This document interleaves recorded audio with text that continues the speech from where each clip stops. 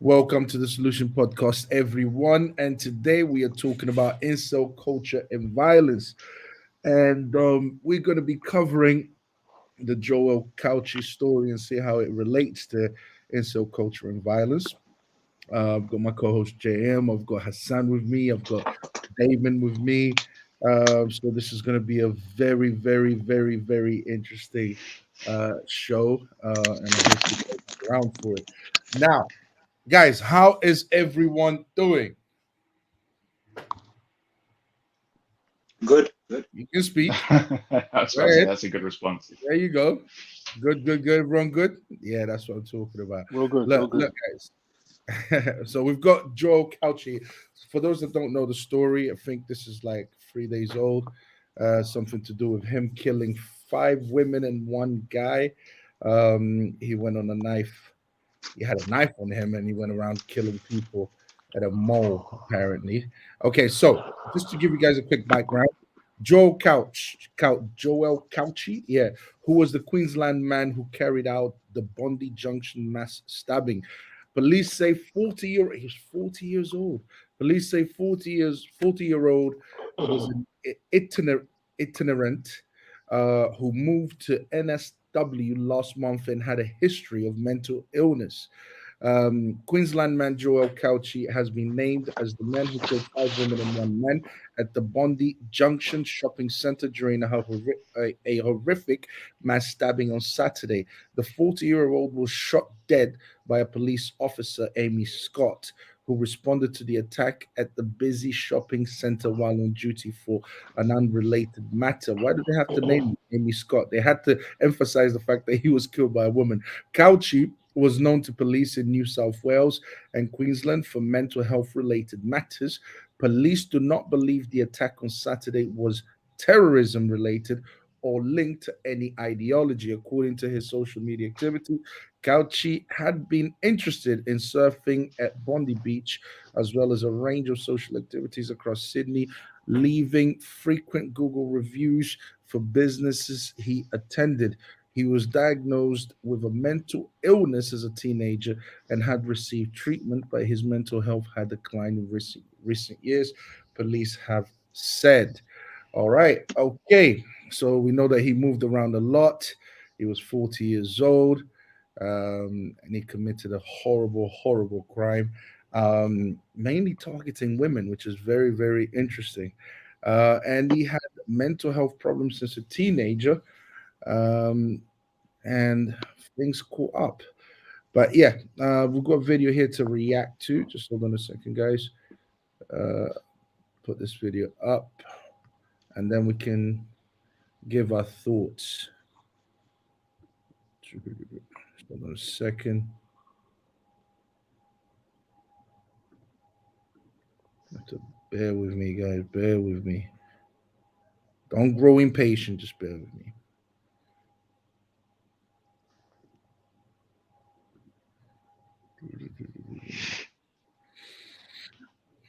You can talk amongst yourselves. Well, it's important to say fair use for all the videos we're going to be reacting Oh to yes, today. fair use, guys. Fair use, fair use. All right, let's go. This is a minute and 19 seconds. Let's go. It starts off it starts off low and then the volume goes up. So this is nothing to do with me. Because he wanted a girlfriend and he's got no social skills and he was frustrated out of his brain. To you, he's a monster. To me, he was a very sick boy. Believe me, he was a very sick boy. I'm extremely sorry. I'm heartbroken for you. Look, this is so horrendous that I can't even explain it. You're trying to to give you an intelligent conversation. I can't do it because I'm just devastated. I love my son. I made myself a servant to my son when I found out he had a mental illness. I became his servant. I did everything because I love that boy. He let himself down because look, he was taking on medication because he was doing so well, but then he just took off to Brisbane and I went down there and spent a day every now and again with him and did everything I can. But then he took off to Sydney.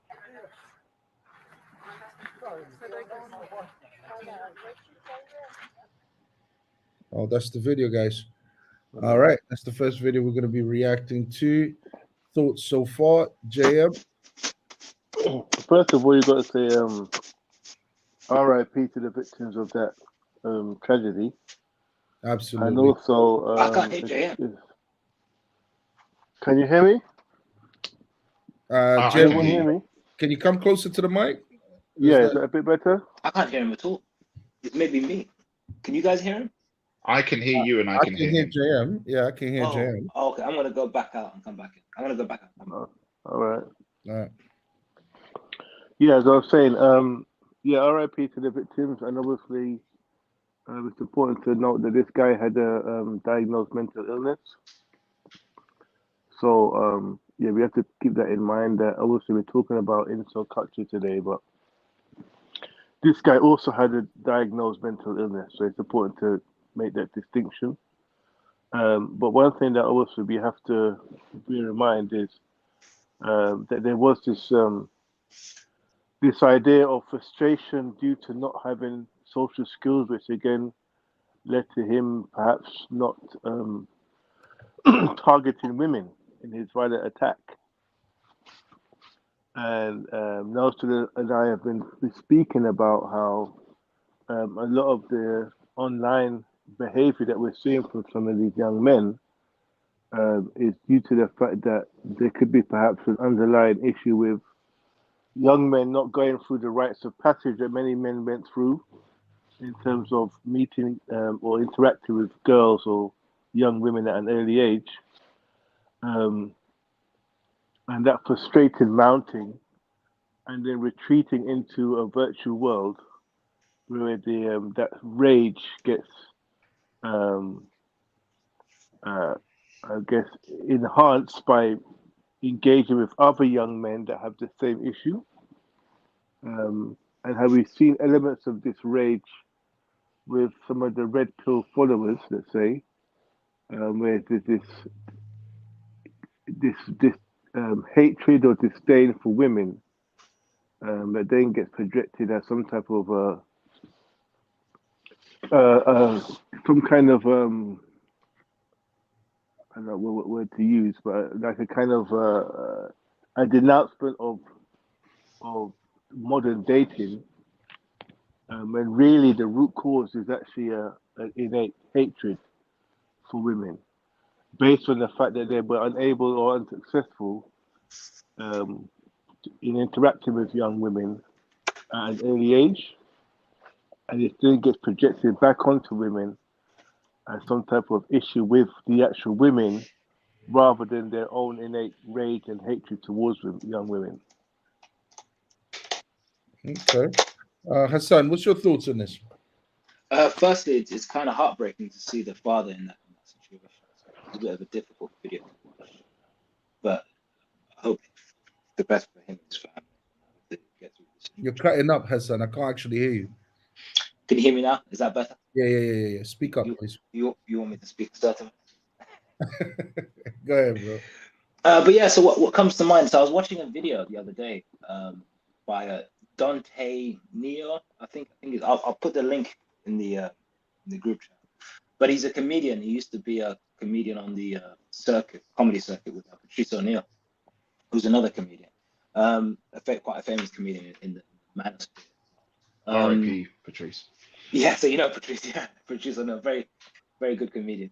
So Deontay was one of his friends, and now he does a YouTube show where he helps consult young men in a very similar situation. And I was watching a video yesterday of a man that contacted him and said that if I don't have a meaningful interaction with a woman, I'll describe it that way, sooner rather than later, I'm gonna, self-delete. And then Deontay goes through the story of how he helped the young man, find a woman, be more confident with women, build better social skills, and in the end, he was better off with Deontay's advice. And Deontay went on to explain that he, having met the person who emailed him and contacted him, he understood why he had difficulty with women, because he had obvious physical, I guess, disabilities, you could say. But in the end, he helped him, and help resolve his issues with women. This is my issue with why the red pill is becoming so popular. There have always been, or the red pill as in the modern term, not in the traditional term, as you guys have mentioned before, is the original term. Once the red pill becomes popular and monetized and fashionable, those people that need help, building better social skills and finding the advice that they need, will be most likely misled by opportunists or alpha males or people selling courses and things like this. So I think it's an unfortunate time to have these poor social skills and difficulties interacting with the opposite gender, trying to establish a life, because it's become fashionable to mislead people. It's become commercialized. And those people, because this issue of being socially awkward or whatever it may be, has always been around. But there's always somebody else who's slightly older, slightly more experienced, who may have been in the same position to help you. And there was no incentive other than just try to help you. But because of the echo chambers of Twitter, the monetization of social media, there's going to be a lot of charlatans trying to make a quick buck, and which will help prolong the issues that the people need resolved, which will obviously affect the next generation or affect this generation severely. Okay. What about you, Damon? What do you think of the situation so far? Yeah, it's beyond tragic. There's there was a lot of coverage of it, and especially the story of the 9-month-old baby who thankfully they managed to save, but the mother died, and it was absolutely terrible. It was heartbreaking. And some of the beautiful things that people were saying afterwards about how literally everybody came together to try and help. So many people in that center who were helping each other, helping the police. The police officer who shot him was delivering CPR at the end. Just the compassion of the good people there who tried to help. Yeah, it's just a terrible story. But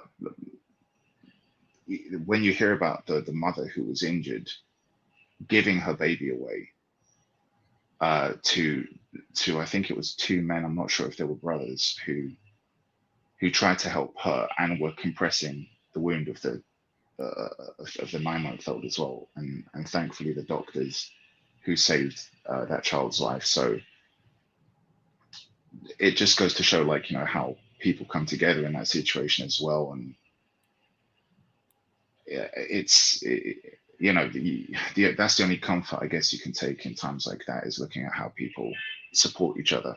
But in a way, I feel it's although my heart goes out to those people who suffered, I don't think it's fair in a situation like this. You can't. It's difficult to condemn him.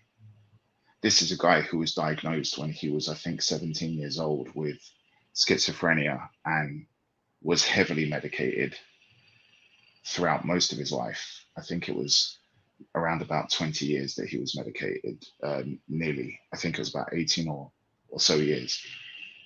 And they took him off the meds gradually. Let's not forget that these are medications which it's difficult to be on. Most of those medications, it's very hard to be on it. It does a whole load of stuff to your body, an incredible amount of stress that it puts upon it. If you've seen people who suffer with mental health issues, and I believe that his mother said that he was going through. There's an issue that can happen with people, which is called anosognosia, I think it is, where you don't know that you're ill.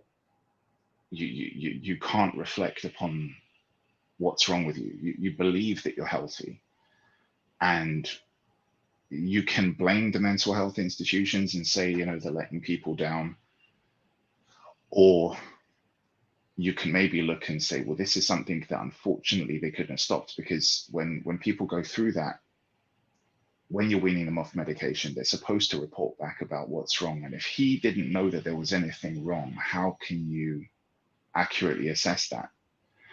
um, it's a difficult thing. I don't want to say it's unavoidable. Um, I think that whenever you see things like that, we need to kind of think about what could have been done. And we saw his father crying about how he went out there. He tried to reach out to his son and check in on him whenever he could. But what can you do? I mean, are you going to say that anybody with these mental health issues we have to put in a home, keep them under watch all the time? I mean, what can be done? Like, it's a terrible thing. Okay, I have my. I mean, rest in peace to the victims, of course. Um, I don't. When it comes to mental health, I have my questions. I don't fully buy it. Um, and let's just say I'm not completely convinced as far as mental health goes. I mean, this guy is a 40-year-old man. His father did express the fact that he wanted a girlfriend. Um, and his behavior is very similar to when we look at incels, when because we have been actually looking at incels for a while now, and he exhibits the same behavior. Too many similarities there between incels and how he behaves. 40-year-old man doesn't have wife, doesn't have children. The majority of 40-year-old men would have these things in place. And the father did stress that he just wanted a girlfriend type thing. How in terms of the mental health, I mean, the way mental health is abused today, and for example, I'll tell you a personal story. You know, they asked me while I was seeing the doctor. They asked me about my personal life, and I was just like, yeah, go through stress here, stress there. It's okay. It's just part of life. She said, you know what? I think this might be a case of mental health, and and I was prescribed with medication, and I said, what? I was just like, I don't think these stresses are necessarily to do with mental health. I actually expressed that. I actually mentioned that to the doctor, and the doctor just willy nilly decided to give me some medication. They said, look, listen, why don't you try it? We'll get someone to give you a call and consult on you in about a week or two. But I mean, I've got my questions as far as mental health. I'm not completely saying that he's definitely not going through mental health, but what he has exhibited is something that we see in incels. It's something that we are seeing more and more amongst young men um, in the Western modern world today, in this unregulated market, as Myron likes to put it.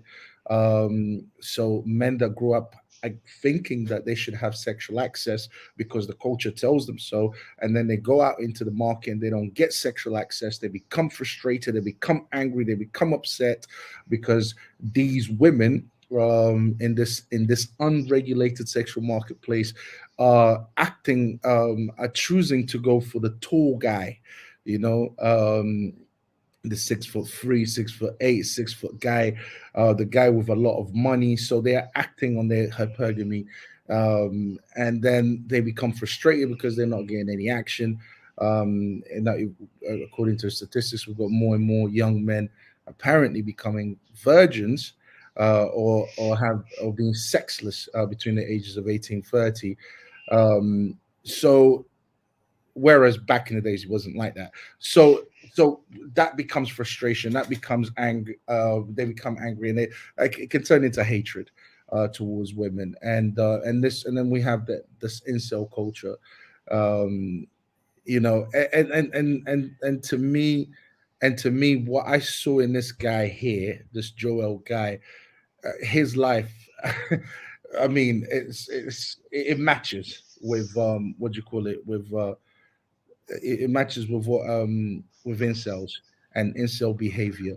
And then of course the incel goes and listens to the red pill, because the red pill tells them that yes, you're absolutely right. These women are evil. All these women are bad. All these women are blah blah blah. Here's what you have to do in order to get these women. And then they are motivated by that, and then when they do encounter or have a relationship with a woman, it's more of a master slave relationship type thing, because they're still angry that were not able to get that access from them, and they have a very unhealthy view of women, in my opinion. And every time I look at Joe Couchi, I see that. I see similarities. Yeah, as far as mental health, I'm not saying, he didn't have schizophrenia, or he didn't have all of these things, but I'm a bit in two minds about it. We have a video to react to. Hold on a second, guys. Just bear with me for a moment.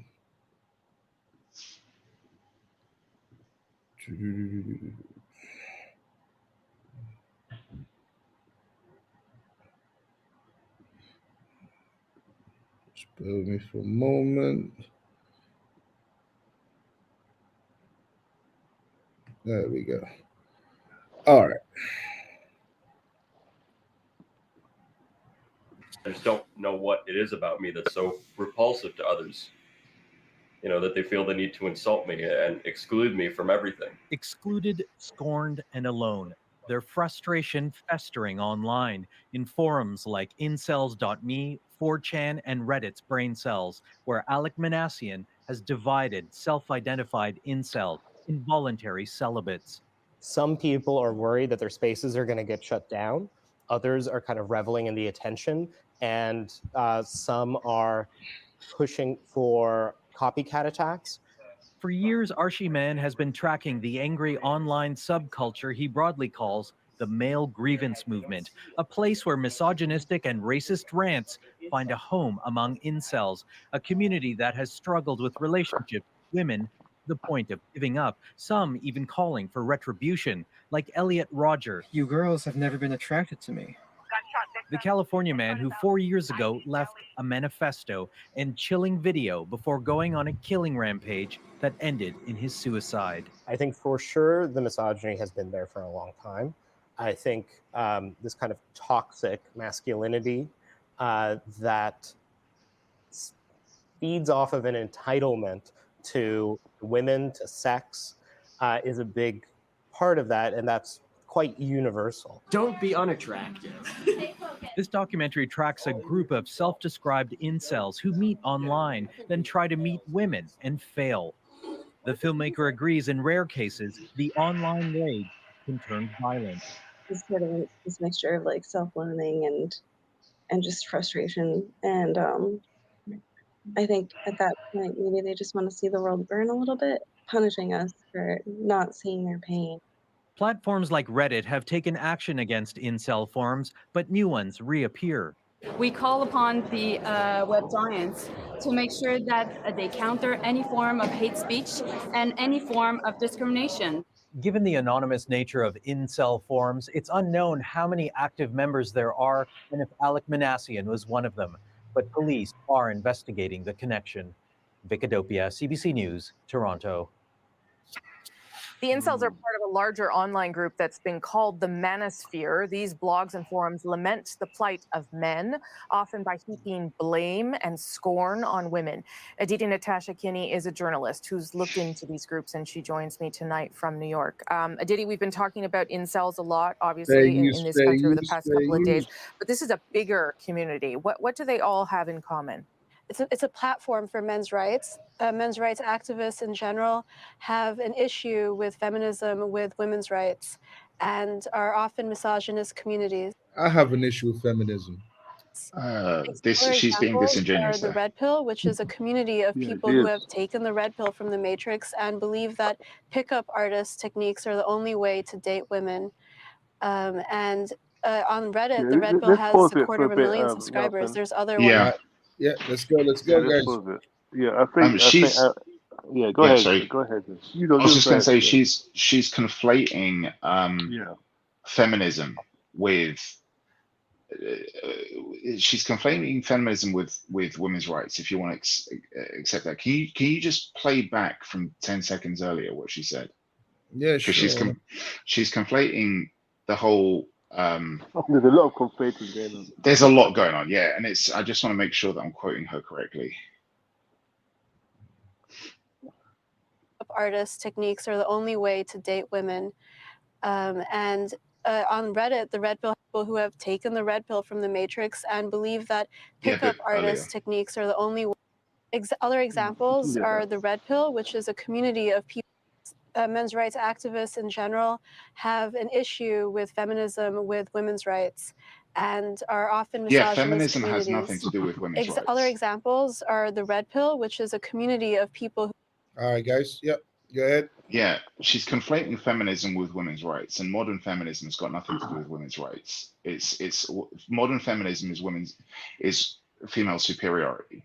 Now, if you called it that, I'd have nothing wrong with it, because when you call them out for that, they say, "Oh, you don't want strong women." I love strong women, but I don't love anyone, whether they're a man or a woman, if they've got a superiority complex. That's very dangerous. She's also conflating. She's also conflating pickup. There's nothing actually wrong with guys that were doing pickups artistry, because all that is essentially is just game. You know, how to go out there and not make a complete clown of yourself when you're out trying to date women. There's nothing wrong with teaching men that. Well, I think the problem is that anyone can pick up a woman, but nobody can hold on to a woman. That's the hard bit. Right, but even the process of picking up a woman doesn't necessarily mean that those men believe that they don't believe in women's rights. It's stupid to make that conflation. Oh, exactly. Yeah, definitely, 100%. Stupid. The whole reason why you do it is because you like women and you want to be with them. Like, and you know, boys do that with men do that with their sons. You know, you could give your son advice about, hey, you know, if you want to go out there and chat up a woman, don't act like a complete idiot. Like, there are ways and just think of the logic. Like, we can all agree that this modern red pill stuff is bad. I mean, I call myself a red pillar. Well, I don't call myself a red pillar. Like, when you guys were discussing the topic with me, I said that I identify with some of that stuff in terms of its original meaning. That stuff, but what people are calling it now, they're wrong. They're not red pill. I'm sorry, you're not a red pill. You can call yourself that, just like many people nowadays want to call themselves things that they're not. But it's not that. And just look at how lost these people are. This is why I don't want to attack those guys, because it's kicking people when they're down. These people are lost. They're looking for direction. How lost and confused must you be if you want to attract women and you go to a man to tell you how to do it? Go and talk to women. Learn from them what they want and what they like and what they look for. I would say go and talk to your father. Talk to your mother. Your mother should teach you how to display those attributes that will attract women. Talk to your father about how to be a good man. Talk to your father, talk to your mother to learn how to attract a good woman. But both will raise you. Both have something to offer. Yeah, both have something to offer. I agree with that. This is why we need a mother and a father. Like a father will teach you how to be strong. A woman will teach you. A mother will teach you how to be kind. Yeah, but another statistic on incels is that a lot of incels are raised without a father. There's also that connection there, and that's why they're weak. That's why they're weak. Yeah, exactly. So a lot of incels were not raised without a father, and I mean, once you take that masculine figure out of a young man's life, the negative consequences that come out of it. I mean, they measure.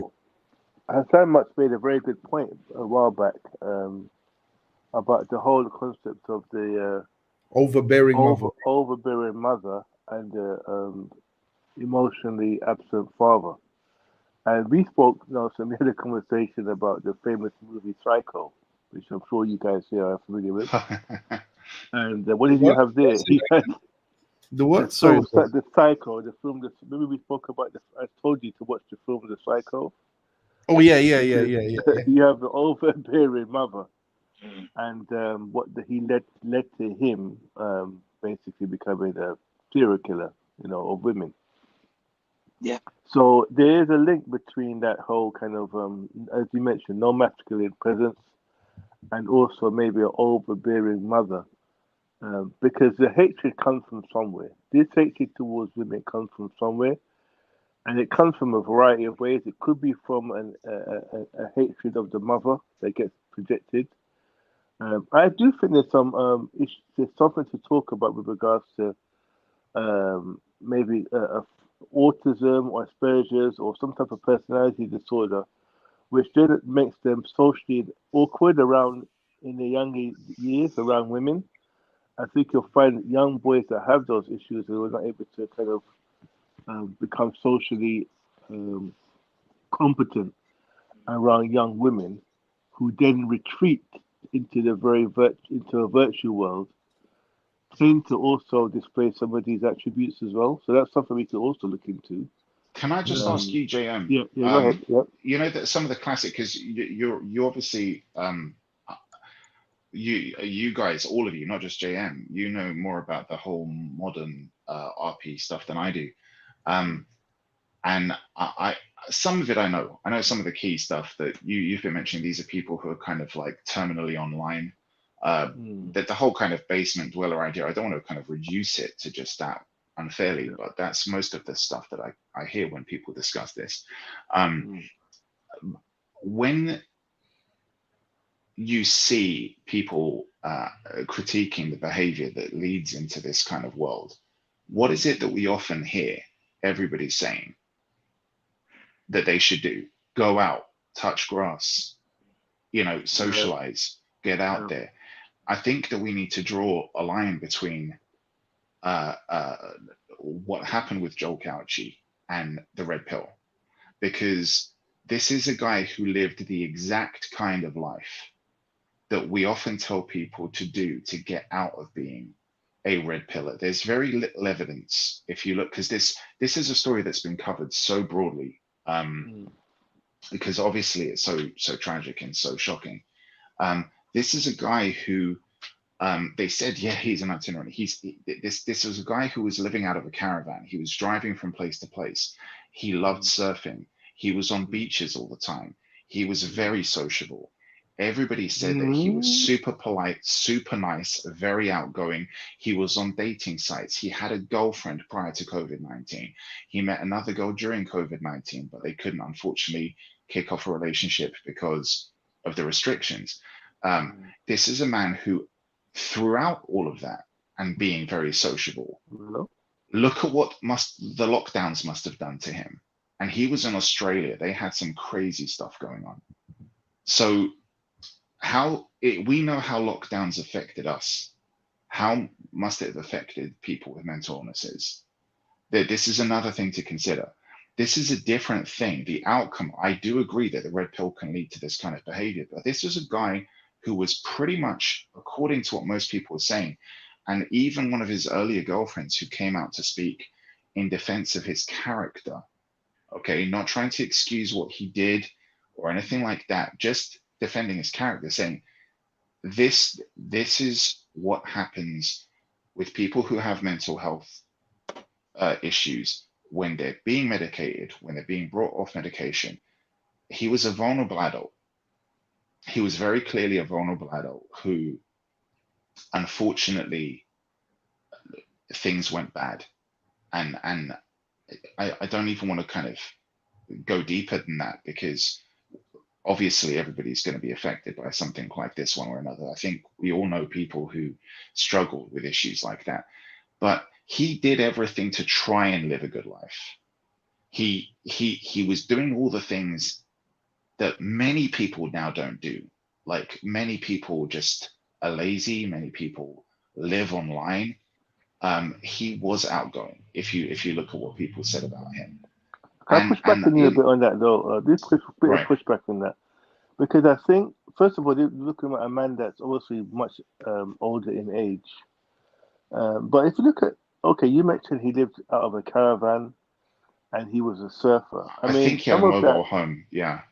Yeah, I mean, a lot of that does kind of suggest, I mean, being a surfer is a very kind of individual, it's not a group activity, it's quite individual. And even as the mobile home living suggests, he didn't have really strong ties to any community as well. So yeah, you know what I mean? Well, let me respond to that, because that's a valid point, and that's exactly what I initially thought when I heard about it. I thought he sounds like a drifter, because at the same time I read that the guy had, I think it was 6 knives, And when he ultimately moved back home, there was an argument that he had with his father. Now, it's important for us to recognize that the interview with his father, where he said he had no people skills, he had no social skills, his father was actually taken out of context. This is how messed up the media is. They want to cast people into clear roles of he's a villain, right? His father was talking about him in the recent change after he went off his meds, okay? And he had an argument with his son because his son had a collection of US Army, even though he was an Australian, I think.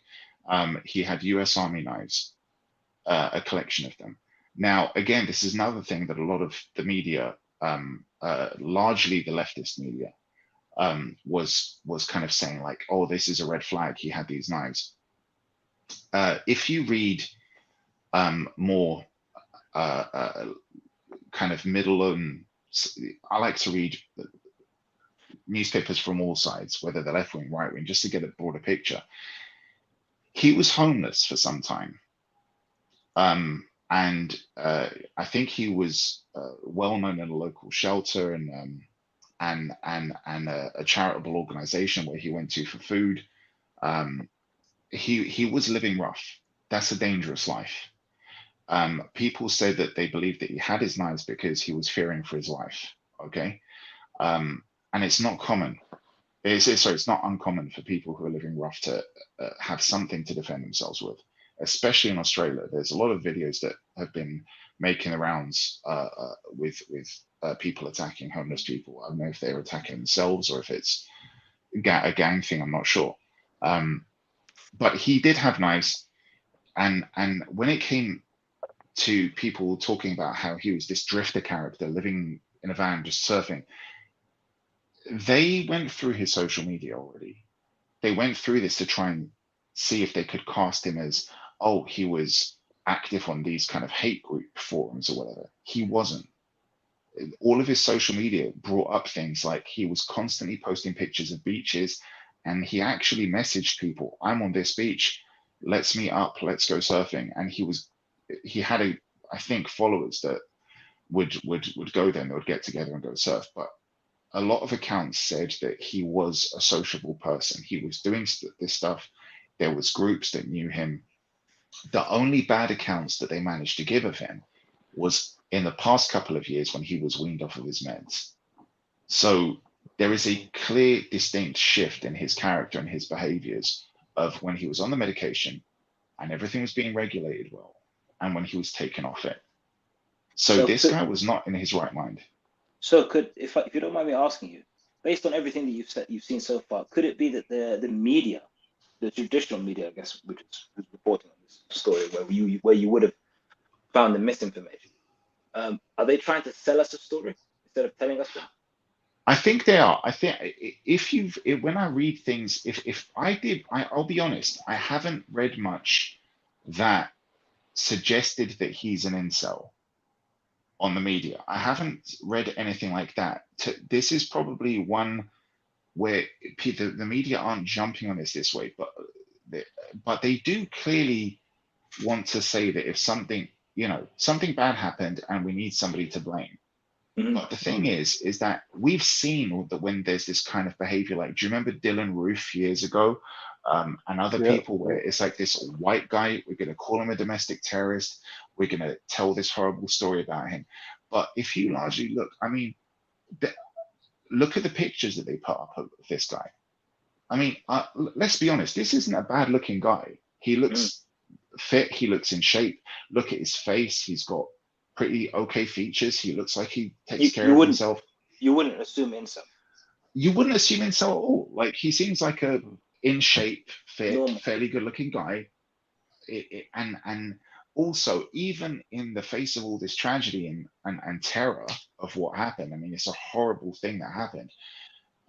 One of his previous girlfriends comes forward and gives a testimony on his character to say, like, that, in my opinion, makes it very clear that the people want to say this is a mental health issue thing, and he wasn't.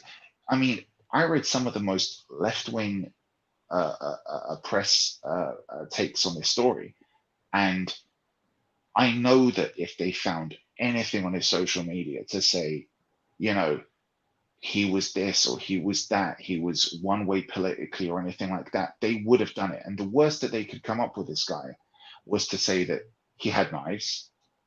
That was it, pretty much. Okay, are you saying that people with mental health, sorry, the reason why he killed all those women and one man is because of mental health? Well, let me give you a story. For a couple of years, I worked with people who did have special needs and mental health issues. I was with a guy who was threatened, not seriously threatened, but somebody was fed up with him because he had a stress disorder and he had things akin to compulsive obsessive disorders. So he used to do things and he used to touch things sometimes. And it bothered another guy who had a bit of a short temper, who said to him, "Stop doing that or I'll rip your hands off." Or something like, "I'll tear your arm off," or something like that. This kid, about half an hour later, I saw him and he looked distraught. And I think he was about 16 or 17 years old. And he was touching himself. And sometimes people with certain mental health issues like this will do that. It's a soothing thing. You know, you'll see them kind of rubbing their arms or their shoulders. But this looked a little bit different because he was kind of constantly looking at himself and he looked scared. And I didn't know what was going on. So I spoke to him. He asked me, "Can you see my arms? Are my arms here?" And the more I tried to reassure him, the more worked up he got. He was terrified because he didn't know if he had his arms. Because the threat registered in him and he actually thought that the guy ripped his arms off. We can't understand how a mind like that works in that kind of a literal sense. So I would say that's my point. So to fully attribute the blame to mental health, I don't think that's and I'm not saying that's what you're doing. Mental health has been on the rise lately, but most, even if you're going to look at most of the people that commit murder, they don't suffer from mental health. And people these days claim to suffer from mental health, like they say it's a spectrum. I know you hate that word. It's a spectrum, and someone is somewhere in that spectrum and do suffer from mental health. Shouts to Alil Drinky Poo. Another thing is what Couch's family was also Pentecostal for all of Joel's life. he said he didn't believe in God, though. In the conversation he had with his father, he said he no longer believed. Hold on. Joel called his dad after some time living on his own and said that he no longer believes in God. Okay. Yeah, go ahead. I don't think we should completely discredit what we heard come from the dad, because I get the impression that the dad may have been the closest person to him, or maybe knew him the best, because they seem to have had the dad obviously had a lot of care for his son. He was very aware of his condition, but he also obviously knew him quite well.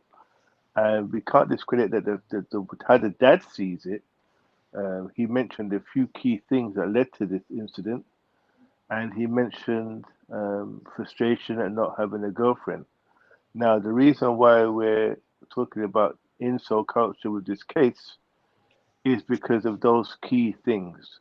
Because we've seen, and this video that we're reacting to right now does show a link between young men who are frustrated with the lack of opportunities they have with women, which then leads to a rage, also anger first, which can then spill out into the real world. So I don't think it's not far fetched in terms of why we're reacting to this incident in the context of incel culture, because there is some parallels. can I just so add yeah, go ahead. what you said there? I totally understand that. And I'm not denying the fact that some of these younger guys who are mentally healthy, they're healthy in the sense of there's no dysfunction there. When they feel like they become sexually frustrated,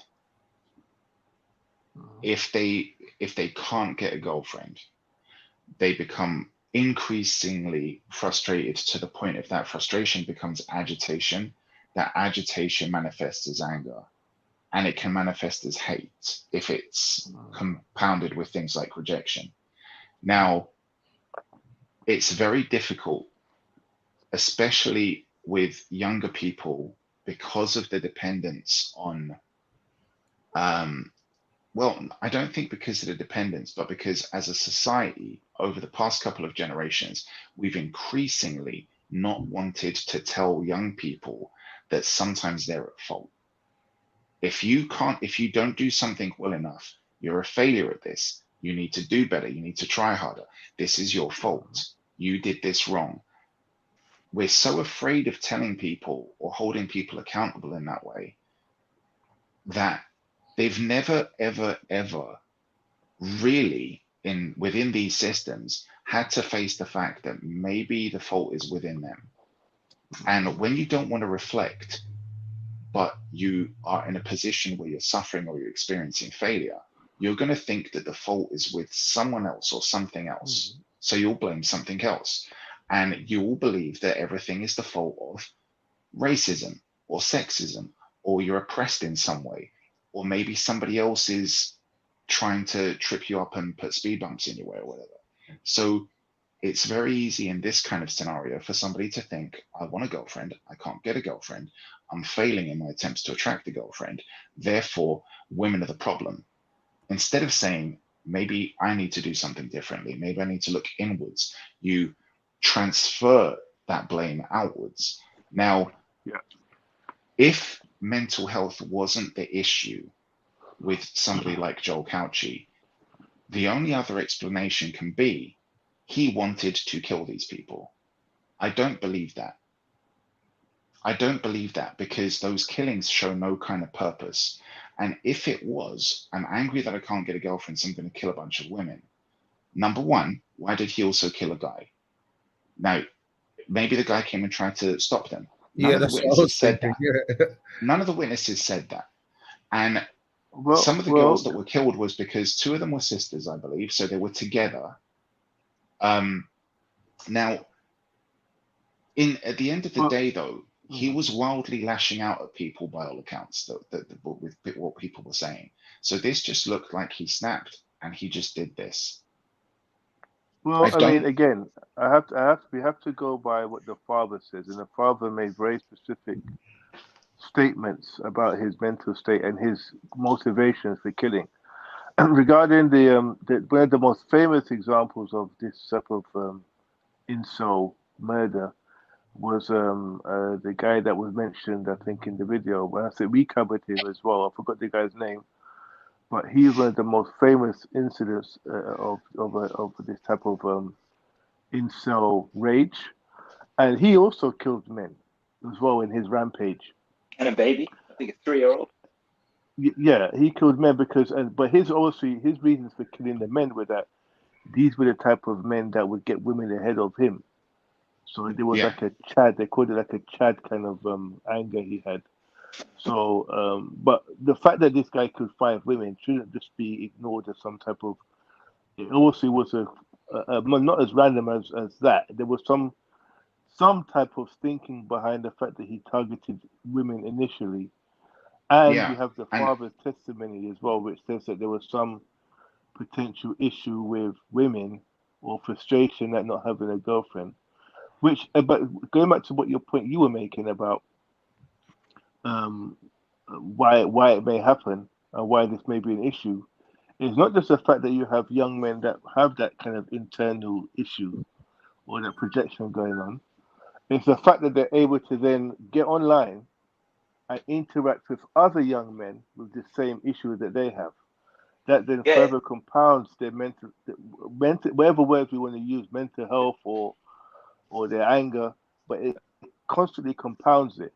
And this is why, again, we're linking it to the red pill, because the red pill, I believe, is not helpful for these young men to be consuming, because as we see from a lot of the content, there is a lot of disdain towards women and female nature. I'm going to which give he you never again that famous. demonstrated. Let me just say that I'm going to give you that famous quote that I have when Myron was Sumo, wasn't when, no, yeah, exactly, when he was actually in the process of trying to coach another self-confessed incel, and the first thing he said was, "Well, you have to assume every woman is a whore." You know, that fits right into the culture of incel culture, where the woman is the perpetual enemy. And Yeah. even though you're saying that this man never displayed it, I'm not going to discount what the father said, because the father knew him the best, Okay, and the can I ask you father has then, made quite why clear is assertions it that about you why he want did to? it.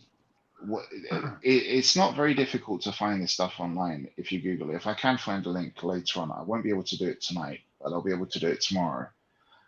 It's very easy to find out, and if any of the listeners are interested, there's a testimony that his earlier girlfriend gave. I think she was 19 at the time that they dated. He was older than her. He was significantly older by about 10 years. But that's not common with people who have these kinds of behavioral disorders or mental illnesses, because they often do have a more childlike brain. I don't want to say in terms of IQ or anything, but in terms of their personality, they're more childlike. In fact, many of them seem more innocent in their behaviors. And if you look at, there's also text messages that they were sending back and forth. And she said he was incredibly polite, very sweet. Even when they met up and the stuff that they were doing, the way he was behaving, he was very chilled out, very affectionate. Now, this isn't what an incel is like. Whenever we hear that they have been with a woman at some point, if a girl says, "Oh, he tried to date me and this is how he was behaving," and immediately you can pick up on these red flags. But taking it back, how do you know, Dan? how do I know what? Sorry. So that how an incel would behave. Because there was this one story about an incel who, I don't know if he killed somebody or attacked them. I'm sorry, I don't remember the name, but they interviewed people in his past, a couple of people he went to college with, and somebody that he was messaging with on a dating site. And they all said that there was these behaviors, even when the door was open, when this guy had his foot in the door and the relationship was there if he wanted it, they said that there was all these red flags in the behavior. Okay. So, and obviously, like, sorry? So it wasn't a normal interaction, obviously. Yeah, but what I wanted to ask though was that, bearing in mind what we've heard so far, and bearing in mind, I know Octavio is wary of the whole mental health being used as an excuse, but this isn't how we see some people try to excuse in we've heard plenty of stories about, when people kind of do these shitty behaviors that they try to excuse by saying that they've got some mental health issues. Schizophrenia is a pretty serious thing. It's a pretty well documented thing, even though it's not very well understood. But a couple of the top symptoms of it is hallucinations and delusions and disorganized thinking. That is very common. And hallucinations are a hell of a thing. And I don't know if any of you have gone for surgery where you have a sedations anesthetic rather than a general anesthetic. But I've been through that. yeah, so with some of the sedative drugs, they're what's called hypnotic agents, and some of the side effects they can have, whether it's ketamine that you're being given on midazolam or other things like that, you can have very real hallucinations, and it seems 100% real to you. And then later on, I mean, it's I saw some stuff and afterwards I was like, wow, I thought that was real, and people are like, no, none of that happened. And loss of time as well is another big one. And that's crazy. That's loss of. I wanted to get out of the hospital quickly, And they kept me in recovery. They assessed me, and when I was allowed to go, I remember putting my clothes back on. I remember having a sandwich and drinking, and I don't remember signing out of the hospital. The next thing I can remember is getting into a taxi. I don't remember the journey home. The next thing I can remember is waking up on a sofa with a TV on and food that I made that I don't remember making. So this is all normal. And later on, my neighbor told me that they saw me when I was coming home and we had a chat. And I don't remember any of that. And she said, "Oh, you didn't seem like you were dosed up or anything. You seemed pretty coherent, but you just block this stuff out." Now, bearing that in mind, knowing that these are documented, well accepted symptoms of schizophrenia, knowing that he was diagnosed with schizophrenia and living with it for over 20 years, knowing that he was brought off of his meds, and the whole period of while he was on his meds, we know that from all accounts that he was a polite, very normal, well-adjusted guy. Why is it that you? That's a bit of an assumption to say he was a polite but adjusted guy. Yeah. According to what the people were saying about him. Can I throw in a suggestion? Just a quick one in answer to your question. With this orgy of you're stating with this orgy of evidence that it was a mental health issue more than anything else. Why bridge the gap between a person who clearly had some sort of mental health disorder and an incel, a person who has who's socially awkward? The reason that may be a possible link is and Octavio did I think an episode on this. When you link the incel and you go into the details of the behavior of incel, there is that gap between reality and behavior, right? So they'll often say women are the problem, they don't want us. And then I think Octavio probed this concept of assessing how many women they speak to, how they speak to them, what their interactions are. Well, it turns out zero. Turns out they avoid women.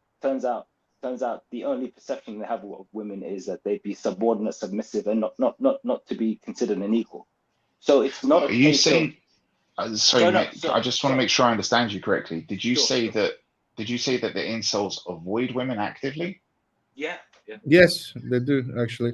Hold on. So how can you call this guy an incel then? When I'm not calling him an incel. It's just okay. The media did present him as an incel, and I guess that's more of a. So let me just say that's more a reflection of how the media has some sort of bias and has as the woman said here, it's an anti-feminist agenda and so on and so forth. So it could be a case of mainstream media having more of a feminist leaning, and what would be the online forums, right? People who are considered incels having more of a inclined towards a more right wing or far right wing inclination. So it could be opportunist, as I said before, people selling your story rather than telling you one. But okay. I'm definitely calling him an incel. First of all, I don't know to what extent did his mental health problem, how much of it was it due to its mental health problems as to why he went out there and killed those women. I'm definitely why, because I mean I look first of all, I don't know, I can't assess that. I don't know how much of it was due to his mental health, so I can't make that assumption. I'm not professional in that field, and I don't know, and he's not in front of me for me to diagnose him, and I don't know how much of it is to do with just incel behavior. And this is, look, when I look at young men today, I mentioned the stats that more and more young men today between the ages of 18 and 30 are becoming sexless. And the reason for that is because we have a culture that tells men to go out and have sex, get it off your system. We've got sayings like that. We promote a sexual culture. Women, they have slut walks. Shouldn't be ashamed of being sexually promiscuous and so on. This is all feminism. Feminism has been pushing this idea. They've been sexualizing society, making sexuality something normal, something that we should all enjoy. So go ahead, guys. Go ahead. Sorry. Just got 10 seconds. Can I ask you, based on what you just said there, and also I just want to ask JM, because I agree with a lot of what JM's saying here.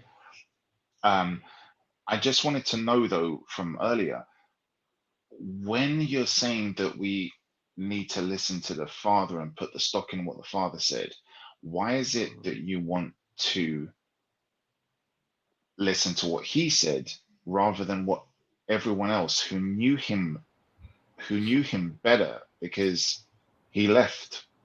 Hold on, He bro. left Hold on, home. bro. Before I'll tell you why. hold on, let me just Okay, finish go on. what I was saying quickly before you answer that question. What was basically insinuating is that we have a culture that tells young men to go out there and have sex. As a result, women's hypergamy has gone out of control. So they're going to look for the tallest, they're going to look for the richest, they're going to look for the 20%. Okay. This is going to leave a lot of men sexless. This is good, especially young men. And these young men are being told go out and have sex. But with who? Because these women don't want us. All right. We don't have enough money. We're not tall enough. We're not blah, blah, blah, blah. Because they have these expectations that are absolutely ridiculous. Okay. So the culture has created this. So what you're going to have is a lot of incels as a result of that. Men that become angry, frustrated because they're being told that living a promiscuous lifestyle is good, and yet these women do not want me. They don't want to. They don't like me. They don't find me attractive. Okay, that's going to create the culture that we currently have, and I think. I'm sorry to say this, but I think a lot of men today, especially the new generation, they are incels. They Can are I in. ask you, when you use that word, right? Mhm. I've got a couple of issues with the word incel, right? I've also got a couple of issues with it being used in this kind of derogatory term, just because of the logic of it. If you look at the semantics, right? So, is this another thing like red pill, where red pill was taken to mean something and then it shifted over time? When you say incel, what exactly do you mean? Not all Involuntarily, of the, right? Okay, sorry. involuntarily celibate men that want sex, but they don't have access to sex as much as they want to. Okay. Yeah. I have a slightly different definition. And Okay, listen, I'm Jan. going to quickly answer. I'm going to quickly answer your question as well about the father. The reason why I put a lot of onus on what the father said is because of the length of relationship he had. So he had the longest relationship of everyone. Anyone that they could pull out to give a kind of anecdotal quote about this man character, the father is the person that knew him the longest. So I'm going to put a lot of credence onto what he said because he knew him as a boy, as a young adult, etc. So perhaps the father has more insight onto his son's condition than anyone else, and I think that's something that we should just ignore. We should just ignore that. But in terms of the incel, what incel is, so I actually don't think it is actually purely involuntary celibacy. I think a lot of these young men could actually engage in relationships with women around them. But what happens, I believe, is that some type of delusion kicks in, where similar to some women actually, where they have this delusion syndrome where they believe they can get a woman um, who perhaps would be someone that potentially would be, I guess we would say now, out of their league, or someone that is highly sought after or sexualized, usually in the in the media or in online spaces, and that's where you'll find a lot of these incel followers and even some of the incel leaders. They seem to pedestalize very sexualized and outwardly attractive women. Um, that's why sometimes they end I up would kind of dating call these those guys simps, Instagram. though. Yeah, but within this kind of culture, there's this constant pedestalization of a very particular type of women. It's not, maybe this is, I wouldn't say average, but let's just say a normal woman that's not kind of out there online sexualizing herself. These guys seem to have no interest in women like that. So I think the involuntary part needs to be perhaps revisited again. And I think there's a little Exactly. bit of That's what I was trying to get at. there's a delusion there that they deserve or should be with a certain type of women, and then the rage comes from those type of women finding those or considering those men as almost invisible, and you'll find that with some of the content, it's always men are invisible to women.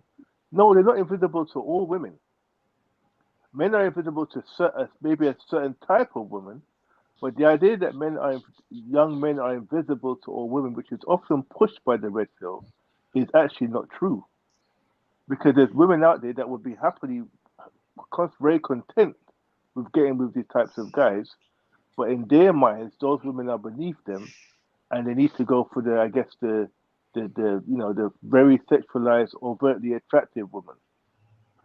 I mean, I think that you hit on quite a lot of stuff there that I was trying to get at, because first of all, I think calling these people incels in terms of Octavio, how he laid it out as involuntary celibates.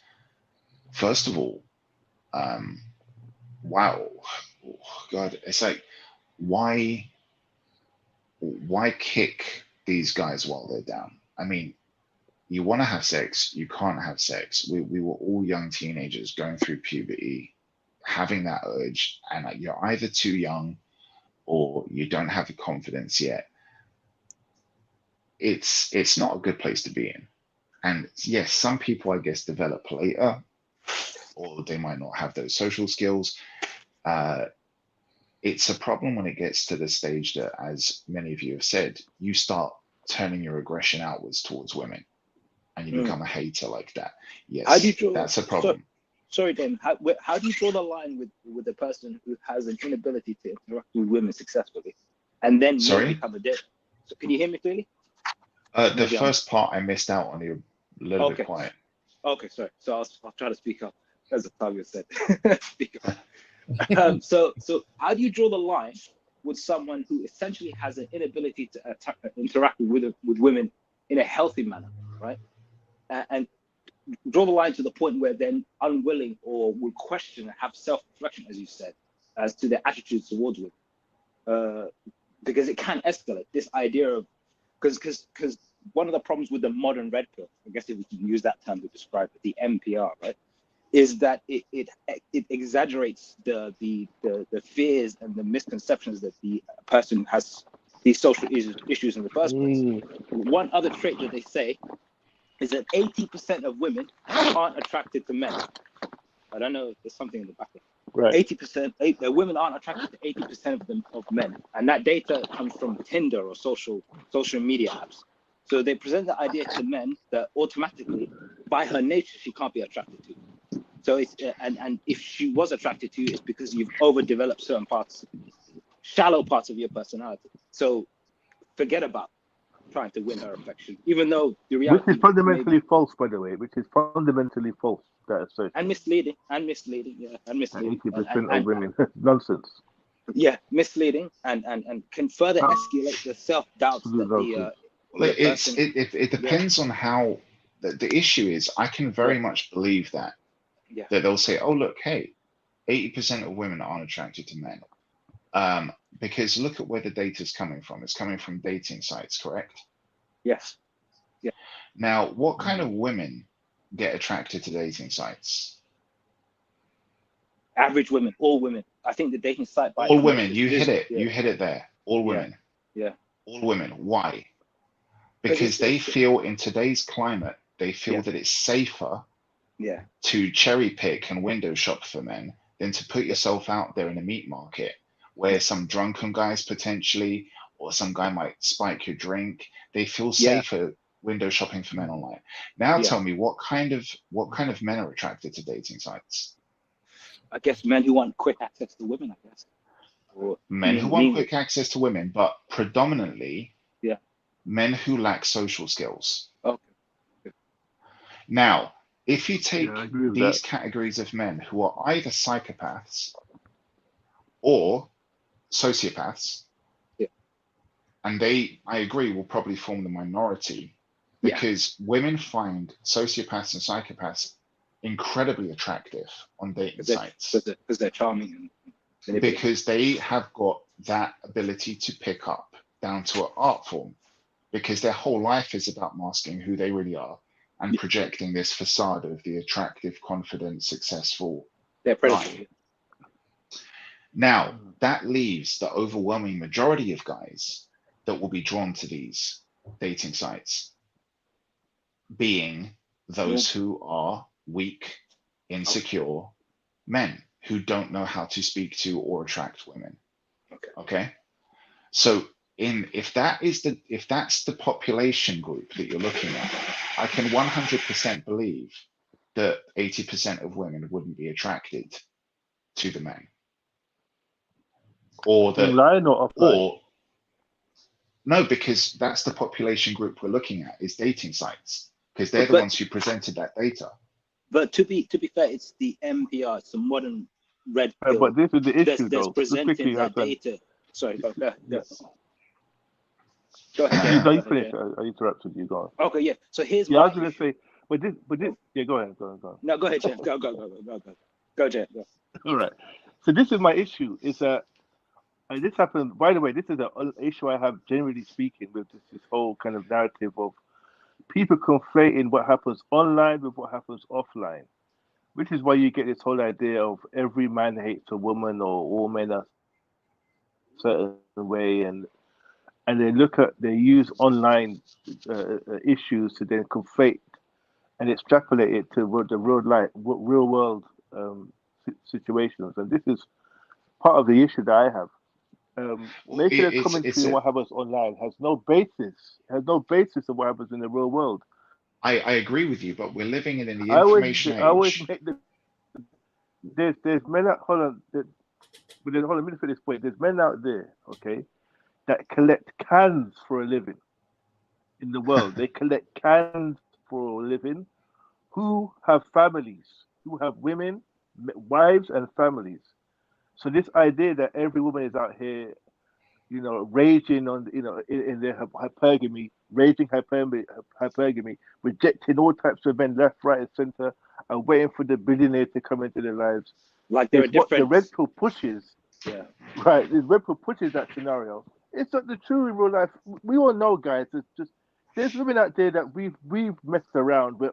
Normal women that just wanted to get a fella, wanted to have a boyfriend, maybe potentially, maybe wanted to have a long-term relationship with us. Let me just, for one reason or another, we didn't.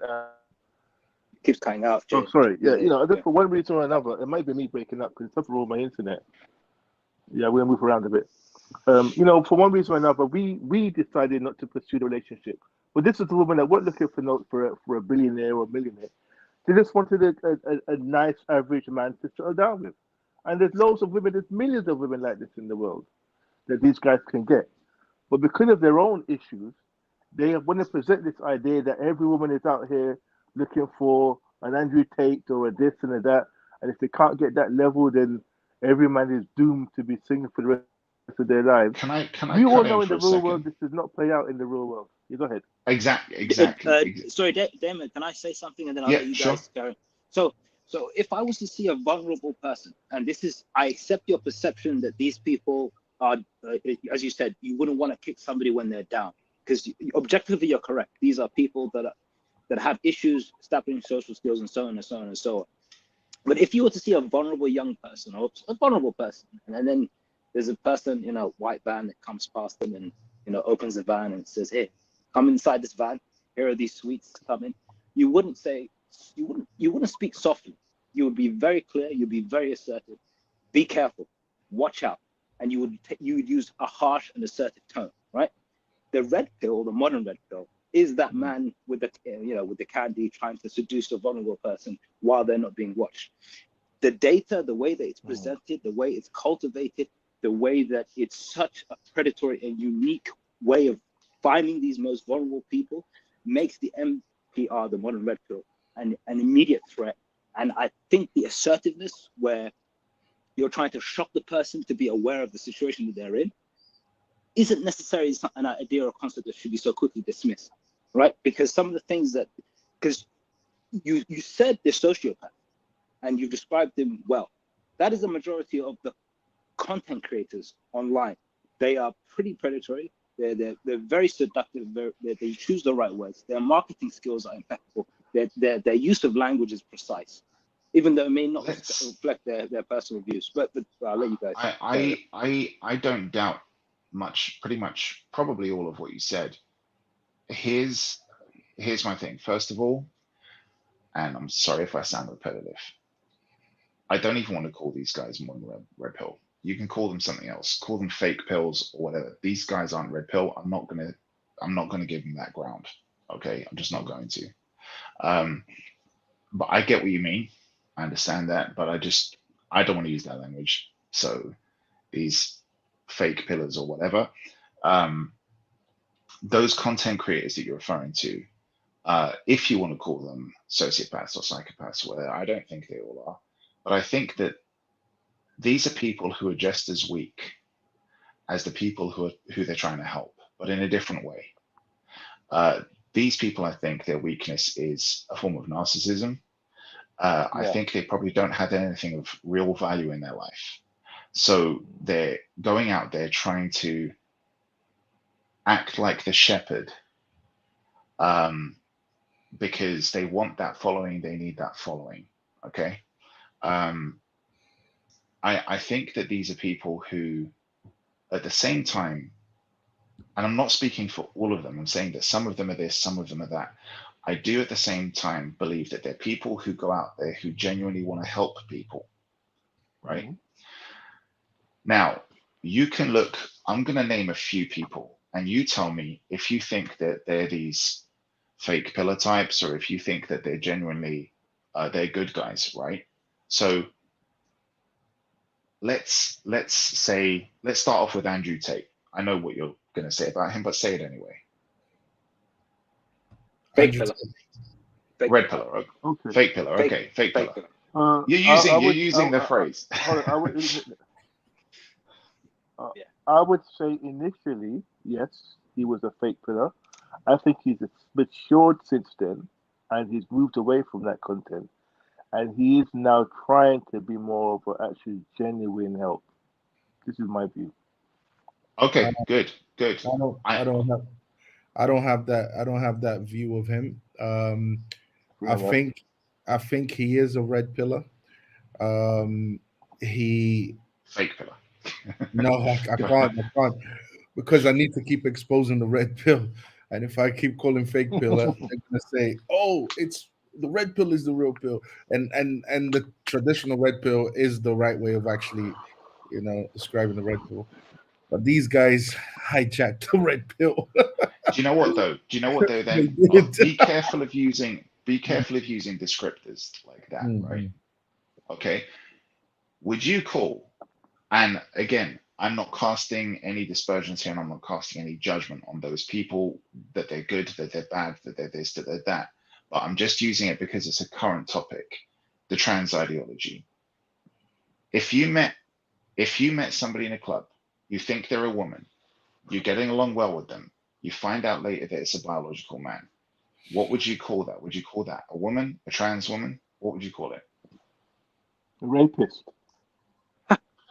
No, let's try and be civil. No, what would you, civil. Octavio? What would you call it? Would you call that a trans woman, or would you call it a woman? First of all, I wouldn't be in the clubs. That's the first thing. You're a single guy. Let's just say you're a single guy. You're there. You meet this person. You find out that it's a biological male presenting as a woman. Would you call it a woman, or would you call it a trans woman? If those were the only two choices. A biological male presenting themselves as a woman. Yes. I would call it a man dressed up as a woman. You've got two choices, woman or trans woman. Which one do you use? Oh, trans woman. Trans woman. Okay. I'll be honest with you, bro. I have an issue with even calling them trans women. There's nothing. So here's the question that I've got.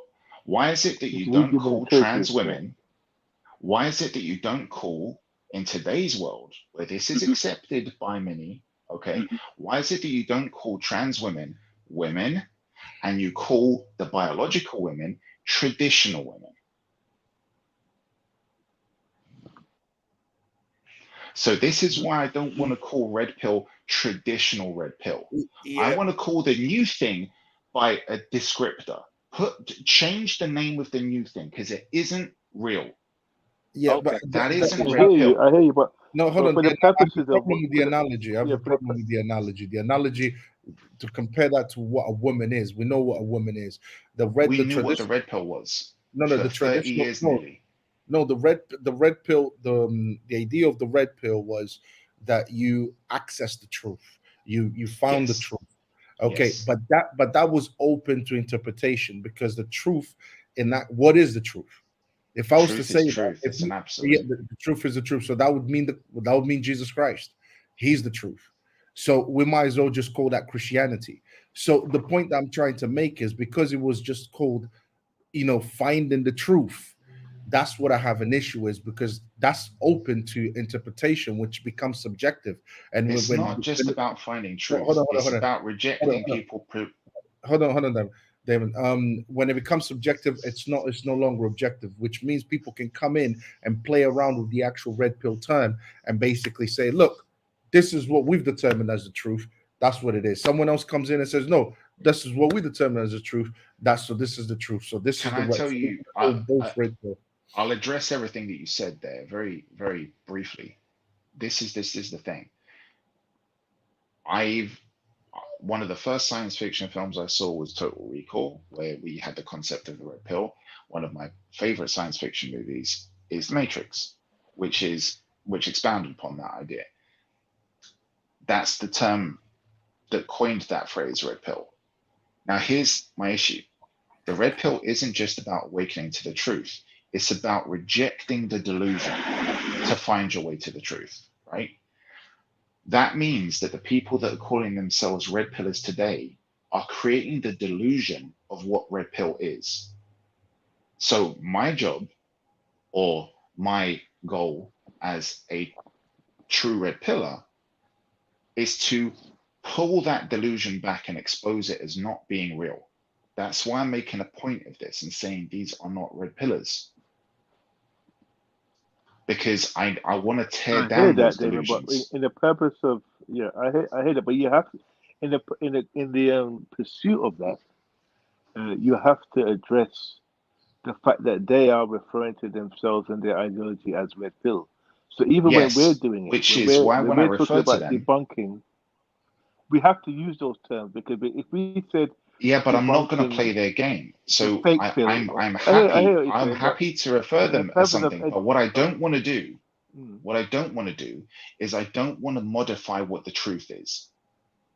The Yeah, truth is the original term red pill. So I'm not going to change that name. I'm not going to modify the truth by changing that name.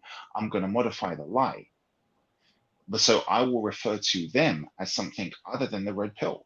I'll call them fake red pillars or whatever else, but I won't call them red pillars. well, that's In fine. the Yeah, that's same I way don't that have an issue with the term fake I red won't pill. change referring to women as by saying traditional women or something else or calling them something else.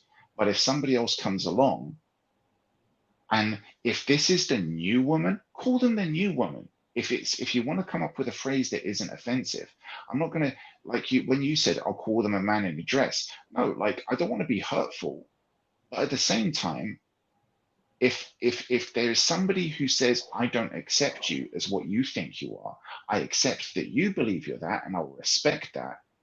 But I'm not going to call you the same thing, because that would be a lie, because that's not what I believe.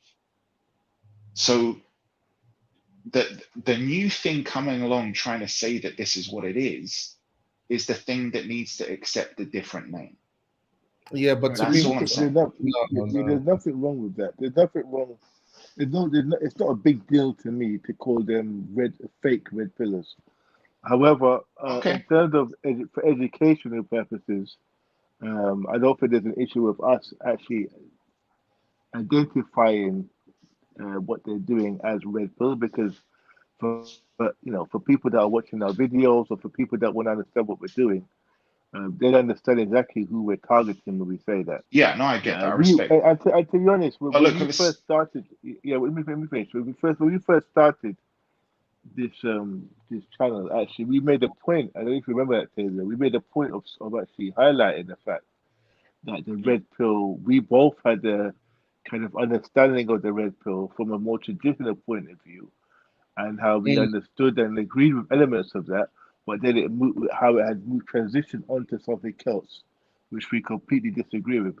So we already have kind of highlighted the fact that we understand that the red pill, from a historical point of view, is something different than how it's been portrayed now. So we kind of have done that already. But just If going I back to the can point bring, about, yeah, exactly. I was going to say we got a bit sidetracked. Yeah. Yeah. if I just going back to the point. So for me, I think when we're talking about the whole concept of of what makes an incel, I think it's important to make to acknowledge the fact that being an incel, it doesn't necessarily mean that they will not engage with women at some point in their lives. I think we need to make that distinction. We're not talking about men that won't engage with women, but what we're saying is that even within that engagement, because I give you an example, there was another very famous incel murderer. I think he was a copycat of one of the initial ones, and the first person he killed was his own girlfriend. So he had a girlfriend. So this idea that because they have girlfriends means that somehow they're not incels is as I said, it's not. This is not the root issue. They will perhaps encounter a woman at some point in their lives who they will take on as a girlfriend, but it doesn't change the fact that within the operating, their cooperating data, there's a hatred there. There's a root hatred for women that that manifests itself at some point, regardless of whether or not they've had 10 or 15 girlfriends. So Ultimately, it here's my manifests question. itself Here's my question in regarding extreme violence. that. Hassan made a point earlier on before we got derailed, where he wanted me to kind of underline or say where do we draw the line between the guys being like, oh, if I understood you correctly, Hassan, was it basically like where do you draw the line, or where's the line in the sand between a guy who is just not quite confident enough, hasn't got the exposure to know how to talk to or attract a woman and start a healthy relationship, and getting to that stage of being the woman hating, angry person? Is that correct? Almost. And then falling in with the fake red pill group. Yes. So that almost. I think you've got half my point. The other half is the idea of taking a more compassionate, considerate path is a justified approach, and you're correct in that. But you have a new variable that's in play, which is the fake pill. People who I would describe as sociopaths, who are predatory, who have collected data and misinformation and perfected it, and they feed off each other to the point where they're in sync and they're in line, and they have large followings online, and they've established a new norm to the point where they can take on a name like the red pill, and people will assume that they're the red pill because they don't have other context, and they're essentially liars, misrepresenting and taking advantage of very vulnerable people. Right, and that's when I brought up when I said if we riff through a couple of these people, you've got Andrew Tate, and some of you were saying that, and sorry, was it JM? Was it you who said that you believe that he was a kind of the new red pill at one point, but then he had some good intentions coming through afterwards? Is that correct? I would say initially he was very much in line with what we consider to be the modern red pill, the likes of Fresh and Fit, Relative Mass. He was very in line with them. But then over time, you see that he has clearly distanced himself from them and from the ideology, and now talks about more, I would say, more traditional red pill topics in terms of us against the system type of narrative. Right.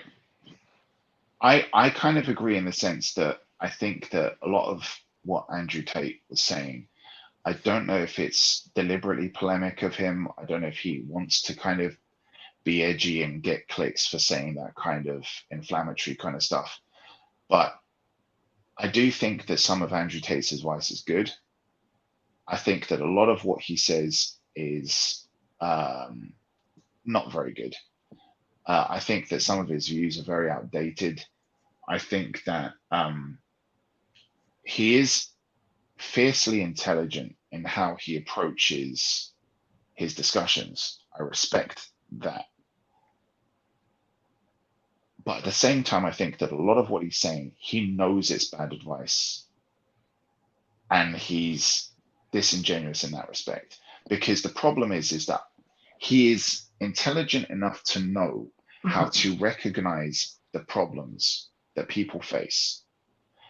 and he'll list it out. He'll tell you why it's wrong. He'll tell you what bad things it can lead to. And then he'll tell you he'll tell you how to he'll basically he can identify the problem, but he almost deliberately seems to offer the wrong solution. Why would he do that? What solution It has he could be provided? What solution has he provided that you think is the wrong solution? the approach. The No, approach to it. solution itself, not the approach, not how he says it. I'm talking about the solution itself. Well, no, that's what I'm saying. I'm saying that the solution that I think is wrong is the approach that he offers people to get out of various problems. So, for example, I could say to you that this and this and this and this causes problems in your life.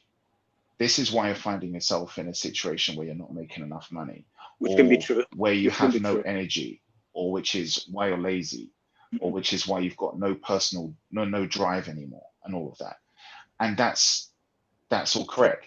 And then he'll throw out certain things that's backed by evidence, backed by science, that makes you think he's correct on this, he's correct on that, he's correct on that. Oh, go to the gym, exercise. You're going to get those good hormones in your body. You're going to bring your cortisol levels down. Your testosterone will come up. You're going to have more energy as a result. You're going to be more confident as a result. You're going to be more kind of virile. You're going to have that sex drive back. You're going to know how to attract women. Okay, all of this stuff sounds good, and he'll offer these few. He'll call out these few problems. He'll offer you a few solutions, but then there'll be something in the approach to fixing a problem that he'll tell you which isn't necessarily good. Such For as, And example, it's to sell, well, like what you guys are saying. Like, if you want to be successful in this way, if you want to be able to attract these women, you need to understand that they exist for our pleasure, and that you'll gain a better understanding of them by basically railing through 50 of them, right? that's not what we say. Sorry? That's what the red pill says. that's what he's No, saying. that's what I'm saying. That's what Oh, he's okay. saying. He's He's saying saying that's what Andrew Tate says. Yeah. yeah. And this is another problem. This is why I refer to Andrew Tate as the apex. I referred to him as the apex incel, but what I really meant to say is the apex incel predator, modern red pill, sociopath, marketing genius, provocateur, predator type character, because he is feeding off the weaknesses of these people that really, as you said, do need help. But unfortunately, the internet has become one hell of an echo chamber, confirming all biases, edited with the perfect soundtrack, with the perfect language, with perfect music, with the perfect marketing. Whether it's immigrants are the problem, women are the problem, you are weak, I'm your father, I'm the father that you didn't have, so on and so on and so forth. And all they do, the modern red pill, is capitalize and monetize and take advantage of these people who really do need help. And then when at the end of it, when they bought the products, because they do call into shows like Fresh and Fit and say, your advice was worth it. You didn't help me in any way. I've heard calls where men call in and say, my girlfriend likes me, but I don't like me. What should I do? I'm not making gains. I'm not making money. Leave her. Leave her. And then 3 months later, I've left her. I'm alone. What do? Get a brotherhood. What kind of misguidance? Because it's the red pill is a financial opportunity for people who may have those traits, may not have those traits, but are very good at taking advantage of weak men. Look at the more important issue. Can I If you're gonna, so let me just round it up. I'll finish my point and I'll let you respond, Damon. We look back at modern media, maybe 10, 15 years ago, and we can very clearly see how women were the ones being taken advantage of by cosmetic companies and relationship advice companies and magazines. You're not beautiful. You need to buy this product. You're not this. You should do this. 50 ways to catch. And the men used to say, all you need to do is be nice and support me and be friendly, but they didn't listen to us. They bought the magazines. They watched Oprah Winfrey. They watched rom-coms. Sorry, I got back on this. I'll let you carry on. Sorry? Yeah, no, go ahead, Damon. Continue, David. All right. Okay. So I was going to say, look at the actual problem that's in front of you. If the way you guys have been talking about this modern red pill, it seems to be this monolith where in part due to the fact that nobody's willing to clearly define what it is or what the prescriptors behind it are, and the foundational ideology behind it, really, or what it's currently come to mean. Everybody has their own take on it. It's because of that, it's difficult to find out what the weaknesses behind it really are if you want to tear it down. But can you guys accept that, look, social media is an attractive area to try and kind of get into? And many of these people have become more famous than film stars by being on social media and made money. And when you see some of these guys coming out there giving absolutely dog shit advice, it's very simple for somebody else who has got a bit of common sense to think, let me get out there, let me throw my hat in the ring, because I think I can do a better job. And that many of these people probably got into it with those good intentions and wanting to be honest. But being the kind of environment it is, how many times have you seen good content creators not necessarily talking about relationship issues and red pill stuff, but anything? And they start off good, they've got great content, and then within about a year or two, they start doing some silly clickbait stuff, and they basically sell out. And that wasn't their intention to begin with, it's just what they devolved into because that's the nature of YouTube, right? Or that was their initial nature to begin with. Yeah, it could be. It could be that. And I'm gonna give you a couple of examples of what I'm talking about. So I believe that the likes of Myron and then the other guy, Fresh, I believe that those were a couple of incels that may have had good intentions, but the incel nature has finally come through, and that's why we're having the ridiculous messages that we're having. I'm going to compare that with the likes of Kevin Samuels, who definitely was not out there trying to maximize of incel culture, but had a genuine desire for men to be the best version of themselves, to vet women properly, and while also helping men understand how delusional some of them had become. And that's where you'll find that Kevin Samuels did not appeal to the incel culture. Great he example. appealed to yeah, exactly. He appealed to men that actually were, honest in their quest to become husbands and leaders of their own communities, which is, to me, is the ultimate advice that we need to be giving young men. Because you can take that with you. Do you agree that incel culture, is an extreme? No. Absolutely. No. Incel it's sorry, carry on, Octavio. I think it's the norm. I think it's what young men are becoming. I don't think they even realize that they are becoming it, but they are, because it's the pursuit of lustful desire, which is promoted by society at large through feminism. But is it? I can understand what you're saying. That it's the norm. I can understand what you're saying. When I say the norm, I'm talking about it's almost something that whether a young man growing up in the West will have to go through it. It will influence him in some way, shape, or form. There is no escaping it unless they have another ideology. So you say it's norm in terms of being a common thing. Yeah. The commonality of it most is what men makes today, it. I would argue, are incels. But I'm saying though that the mindset for it, the mindset itself as a behavior, would you say it's an extremist form of behavior? Octavio is pointing out how the culture is so fragmented. It's a feeding ground for this type of mentality that the society can't help but produce a person who has an inappropriate. But carry on. Yeah, let's look at what an actual incel does, what he is. Is someone who's complaining about not having sexual access and not necessarily being virgins themselves.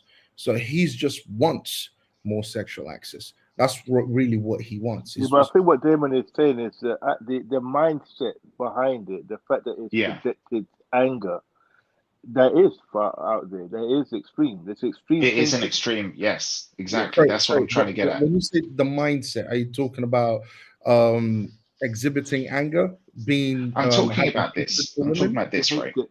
Yeah. For example, for most people, people who try to be good, but let's say they don't follow a religion. Okay, so they're living in the modern world. They don't have guiding religious principles, but they do have a sense of morals and values. In this respect, these are people who might, as they're growing up and going through their teenage years, meet some girls, date, go out once in a while, and by the time they've hit their 20s, they've probably had a couple of sexual partners. Okay, so they're aware of what that involves. That would be, in the current climate, for a lot of people, a normal way of growing up. Yeah. At least up until about 20 years ago, right? Mm. At that stage, usually within the 20s, they would have settled down. They would have probably gotten married, had a couple of kids. Now, here's the thing. When they were sexually active, they didn't always have a girlfriend. They probably went out, they got rejected a few times, they had their dry spells. They probably got sexually frustrated at some point. They might have looked at porn at some point as an outlet. But all of these different phases happened within a measured, fairly balanced way. Okay. Now we tend to see a growing reliance on porn. And they weren't Men who prolonged get as well. They sucked weren't into it and prolonged. rely on it to the point where they don't need to even feel that desire to be drawn to sex because they think, I've got sex on tap through my mobile phone, right? Mm. It's easier, it's quicker to satiate your desires doing it that way. And then the more you rely on that, the less you can form healthy relationships with a girlfriend and have a proper relationship because you have this warped view of sex now. So that's an extremist behavior because it's not balanced correctly the way it should be. So in that respect, if you look at incel culture, it goes the other way. It abandons sex completely. It abandons the pursuit of sex rather than being balanced. Now, you can't look at an incel and say, oh, you want to have sex, but you can't. No, And because you're looking at it, Damon, from um strict definition. so from actually getting this physical act of sex. That's Oh no what no you're no looking. no no! That's just one thing that I was saying now. I understand that there's more to it, but I'm just saying this is one aspect of incel behavior. Yeah, I'm saying that. but what you've Sorry. just described now, it's literally what an incel is. The physical act doesn't actually matter. I know you just said that there's more to it, but what it is the addiction to porn, the addiction to OnlyFans, the addiction to virtual sexual reality. Okay, Mhm. that's that, and there's a reason why men got to this point. And feminism as a culture has a lot to do with it, but the addiction to that, okay, that is the problem. It's not necessarily men getting sex itself or the physical act itself. So most of these incels, they are drawn to that. They are watching porn. So The average guy is the guy funding the OnlyFans. The average guy is the guy funding the sex industry. It's not the 20% men that have a lot of money. They're no, not but doing what I'm asking you, Sorry if you guys, can I'm gonna just. have to say my good nights. Oh, Great okay. conversation. I'm gonna catch up with you guys later on. Thanks a lot, Maybe. JM, man. No It's nice worries, talking to you. no worries, JM. We've got about another 35 minutes anyway. All right, All right. JM. Love Take that. care, Love guys. that, See you. bro. Take it. Yeah, sorry, Damon. Go on, bro. So what I was going to say is what you just touched on with that is I think that you basically do agree that that type of incel behavior, it is an extreme, because whether you look at engaging in sex or not engaging in sex, the incel is in a way diametrically opposing the red pillar who's just going through casual sex relationships every week. Okay, one is completely throwing himself into that lustful nature, but engaging with women in the real world and just, as you would say, fornicating whereas the other guy is doing it in a virtual world, abandoning real contact with women. But in both cases, in both cases, it leads to a hatred of women. Yes, exactly. Via either disrespect or anger. Yeah. Right? So they're both extremes are wrong, correct? Yeah. Both extremes are wrong. Yeah. Both lead to the same place.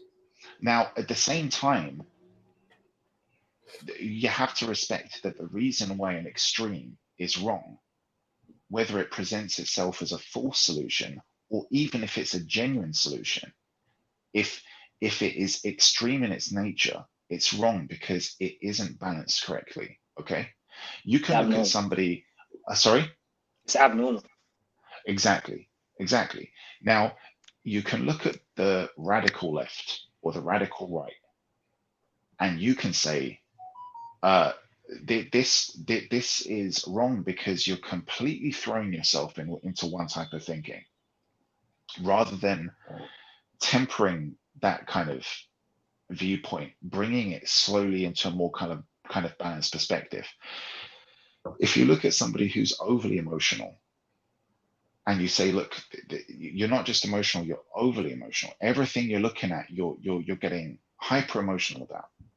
And then you say, look, you need to focus on this issue logically, right?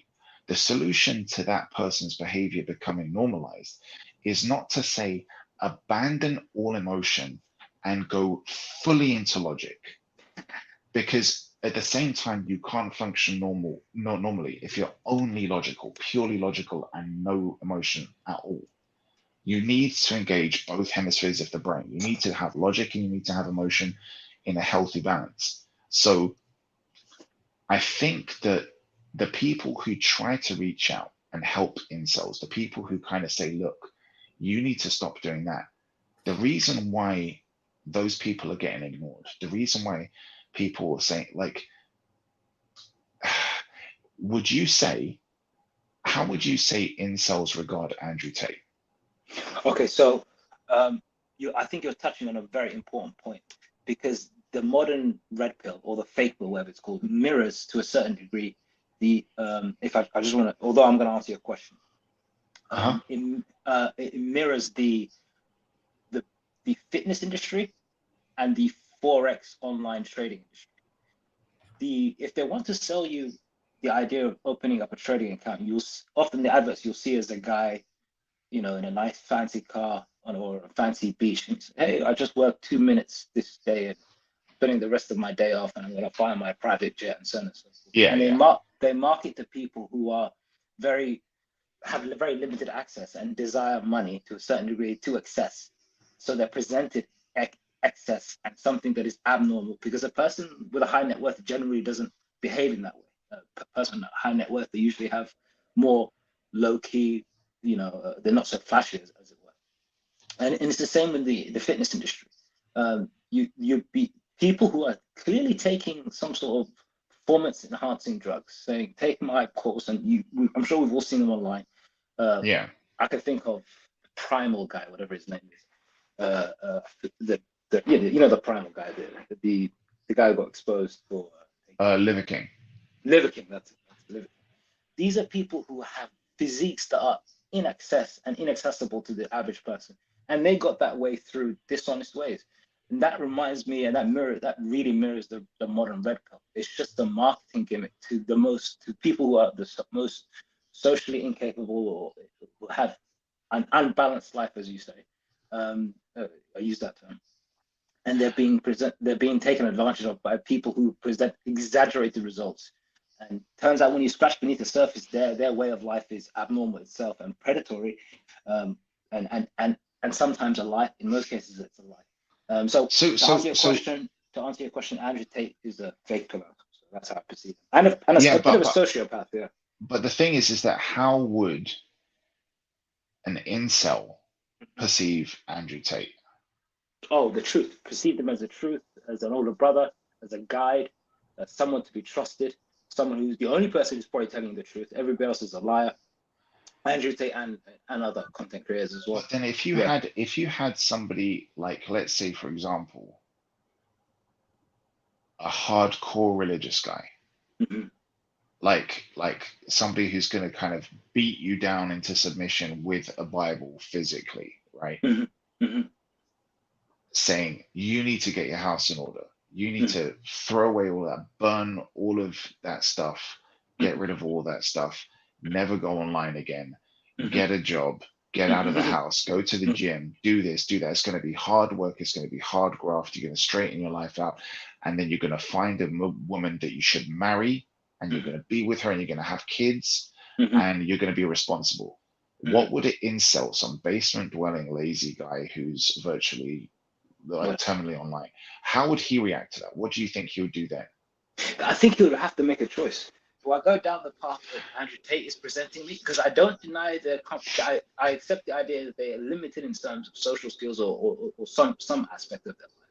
But I don't accept the idea that they're morally limited.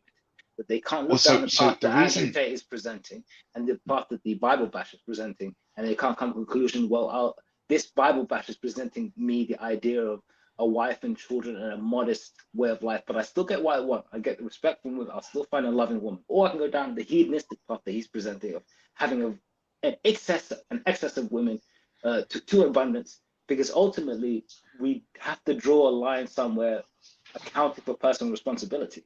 So where do we hold draw up that for a line? second. Hold up there for a second. Sure. You asked me earlier, and I was kind of explaining it. Let me just try to remember exactly how you said it. I'll correct you if you don't remember. Yeah. Okay, okay. It's kind of not entirely relevant because I want to give you like a more well-structured answer to it here. Is if you look at these people who are lost, and you have people who are trying to give them advice online, whether or not their intentions were noble or not noble, the fact is, the reason why we find ourselves in this issue today with so many people listening to bad advice is quite simply because bad advice it sounds nicer. It sounds nicer. The thing that you were asking me was something along the lines of when we were talking about Andrew Tate. Where do we draw the line? Is that what it was? No, it wasn't that one. It was touching on the issue of why is it that he'll point out what the errors are, the problems are that you're facing, but then he will give you deliberately give you the wrong solution to the problem. And the reason why he's doing that is because if I tell you, if you think about for a moment, try and put yourself in a mindset where you're struggling with those problems, you're not making enough money, you don't have a girlfriend, you aren't in good shape. All of these things, like those three things, money, physical appearance, and partnership, right? You're lacking those three things. Now, I come to you as this snake oil salesman, right? I want to sound like I'm selling you the complete package.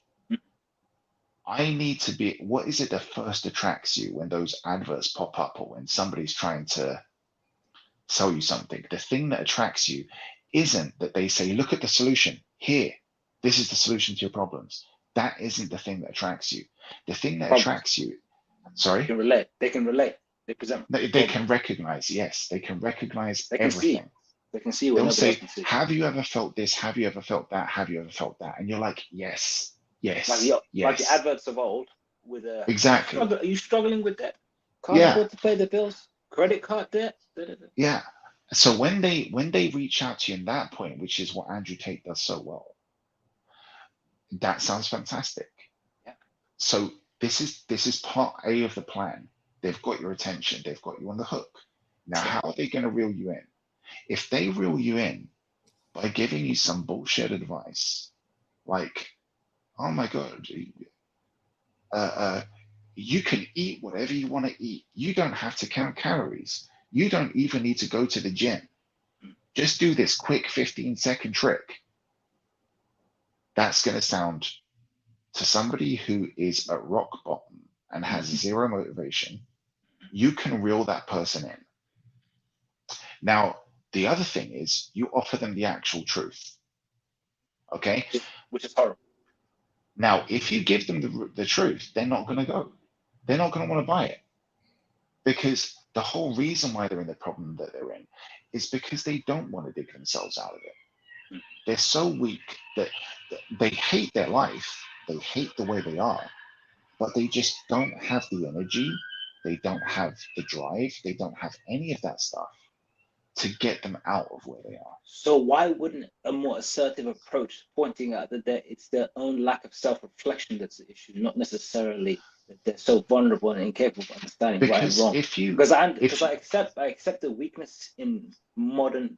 I accept the weaknesses. I accept the inability to not comprehend something that you haven't experienced.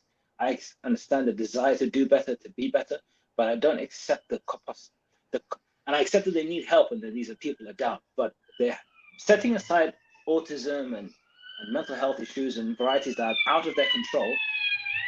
I can't accept the idea that it's all there isn't a certain level of a great level of self accountability, and they need to take the initiative and look themselves in the mirror and say, I'm wrong. This is not. I shouldn't refer to another human being like this or that or the other. This is a social construct. This level of depression that the younger generations are facing today, the tail end of millennials and most of Gen Z, what they're facing today, this level of it's no surprise that prior to 30 years ago, depression levels among younger people were so low, and now all of a sudden they've skyrocketed. And we always hear the same excuse, which is a complete and utter lie. No, the fact that we're more aware of it now. We've opened up a dialogue about it. We've raised awareness about mental health. So it's not the fact that the economy is bad. It's not the fact that so many large cities are so overpopulated. It's not the fact that you can't work a job and buy a house nowadays if you're on your own, but 30 years ago you could. It's nothing to do with that. It's the fact that we are just all talking about and becoming more aware of mental health issues. So what they're trying to say is that previous generations, they had just as many people who were suffering with stress and depression. They had just as many people who were struggling with their sexuality and their gender identity. They had just as many people who felt suicidal. They had just as many people who had spectrum disorders. They're trying to tell us that, but they're trying to tell us that the reason why there's such great increased numbers in things like depression, queer ideology, people who have gender identity issues and all this stuff, it's not some new phenomenon. It's just we're better at measuring. We're just better at measuring. It's just that we're more aware of it. Okay. Now, that's absolutely a lie. That's absolutely a lie. The reason why you have all of this increase, if you actually think about it logically, is because we have created it, and it's a manifestation and a result of cognitive dissonance. Very, very simply, that's what it is. We're living in a world where we've absolved people of all kinds of personal responsibility. We've told them that if you're not good enough, it's okay. We've told them that if they've got you've taken people who are undisciplined and you've told them that they've got a mental health illness. And you deserve more. So who's telling them all this? That's a great question. One of the biggest sinners of this is the medical industry, the pharmaceutical industry. You've taken. Think about this. You're raising a child. How do you do it? You discipline your child. Your child has to fear you in a healthy way. Okay, your child shouldn't be scared of you, but your child should be wary of you. And sometimes that punishing a child, beating a child is not the same as physically disciplining a child. There's a difference between child abuse and discipline. Okay. And it's a very clear thing. When you punish your child, you should never be angry with your child. You should never be angry. When you punish your child, if you're going to spank your child, and I'm not saying that people should do that because in many places it's illegal, but when once upon a time we were able to in a more sensible world, you didn't do it because you wanted to inflict pain. You did it because your child needed to learn, and that's the way children learn. They don't yet have a rational brain, so you can't reason with a child. You can explain to a child that this is a hob. There's fire that comes out of it. It's going to hurt you. It's hot. If you play around there, you will burn yourself. It's not nice. This is a hazard. There is a risk with you playing around here that the hazard will cause you harm. And you can explain it as logically as possible. The child isn't going to know. He's still going to play around there. But the moment he feels the pain, he will fear that hob and he won't go near it. Now, you don't want your child to get burnt and to suffer a permanent injury and be scarred. So if you spanked that kid 50 years ago when this stuff was all legal, the kid would know, if I go near that, it's going to be bad. Why? Because mom and dad are going to spank me. He doesn't understand the consequences of those actions yet because his mind isn't at that stage that it can be reasoned with. Over time, the government and other forces came in and basically said, you can't do this, you can't do that, you can't do that, you can't do that.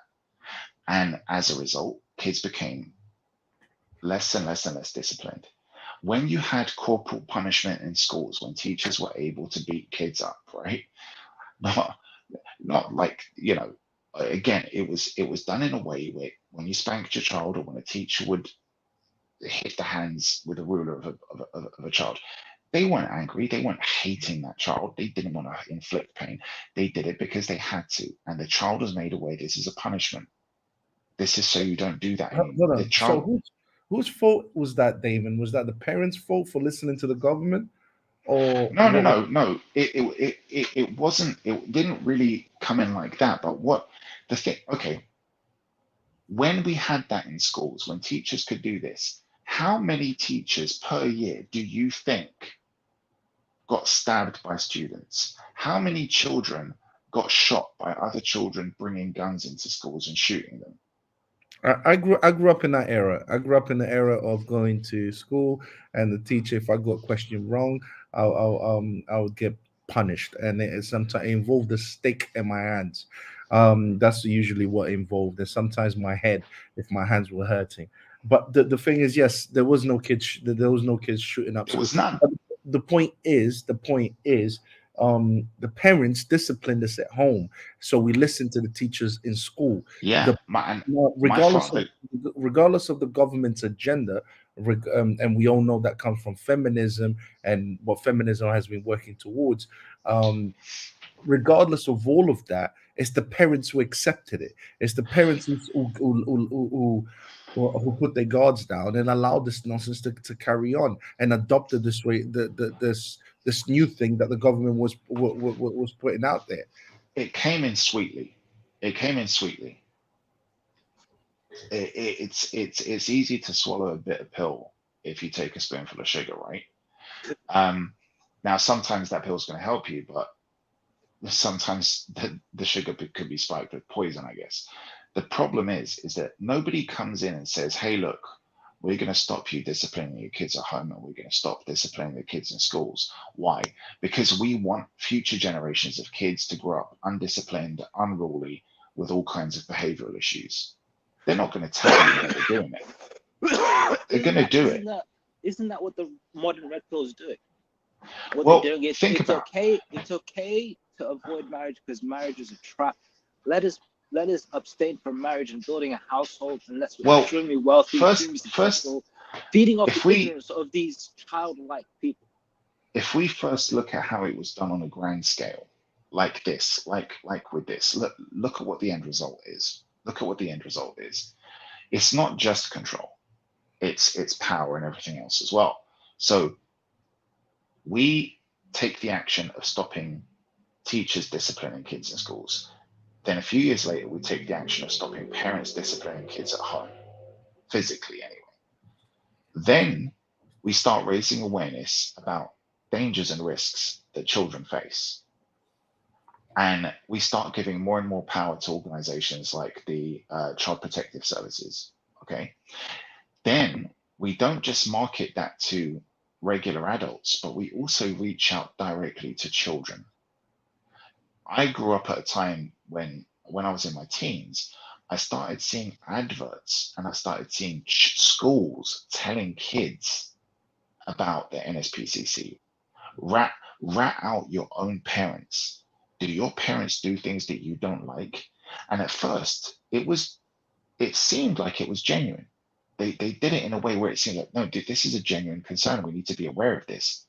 You know, some parents abuse their own children, and you see the photos of the little kid who's beaten up and wearing kind of all of these raggedy clothes and hasn't been fed, and you're like, oh my God, that's terrible. But then you skip ahead 10 years, and it's my parents took away my PlayStation. Yeah. You know, and it's constantly this slippery slope that goes into a more and more and more dangerous place.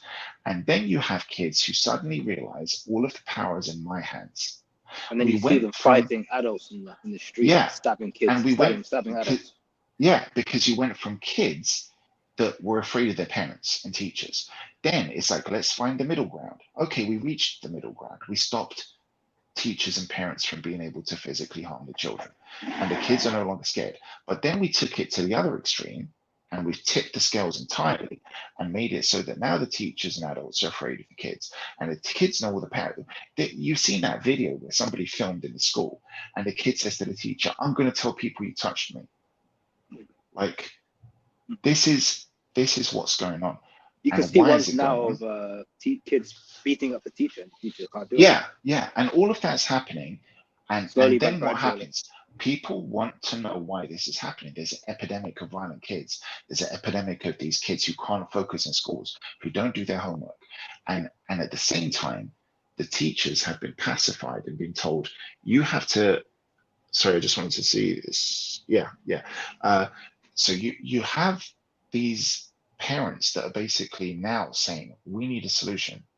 What is this problem? How did this come to pass? Why is this going on? Why are things so bad? And all of a sudden, the government comes in and says, oh, we've done a study, right? Oh, we're going to assess these kids. We're going to tell the teachers, we're going to tell the schools, these institutions, you can't blame the kids.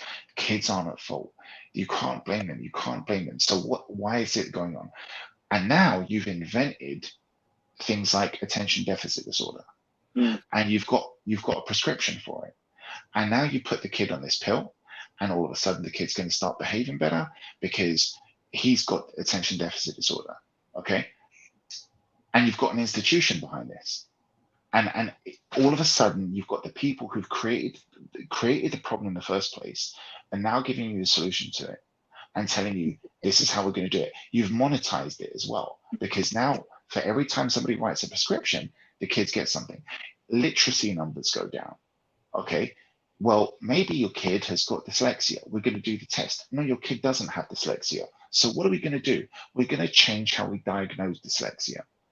So the test is a different test now. So those kids who didn't have dyslexia, now you're going to suddenly say, well, no, we changed the parameters of the test. Oh, yeah, under these new guidelines, it turns out that your kid actually does have dyslexia. Oh, great. I thought exactly. Well, and now those parents are like, I'm terrified. Oh, I thought it was because I was a bad parent and I never sat down with my kid and read them a book before. No, it's not that. Don't worry. It's not that you're a shitty parent. It's just that your kid's got an illness. And this is my problem with the modern red pill. Instead of pointing out the problem, hey, you may have poor social skills, it's better for you to immerse yourself into social interaction to hopefully acclimatize and realize that you won't die by it's the same. But it's the same principle. It's the exact same methodology as well. So and what they'll do is they'll say, oh no, it's not your fault. 80% of women aren't attracted to men anyway. So you have to reach the 80%. And then don't worry if you're too short. You can get surgery to crack your knees apart, and whatever the process is, and you can get whatever, and you can go to the gym and make your money off crypto and so on and so forth.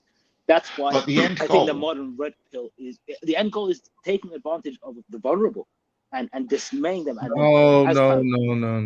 no. We keep We keep Go it's ahead. like doing well, and then we'll keep going back to making these guys the victim. Yes, is there an agenda?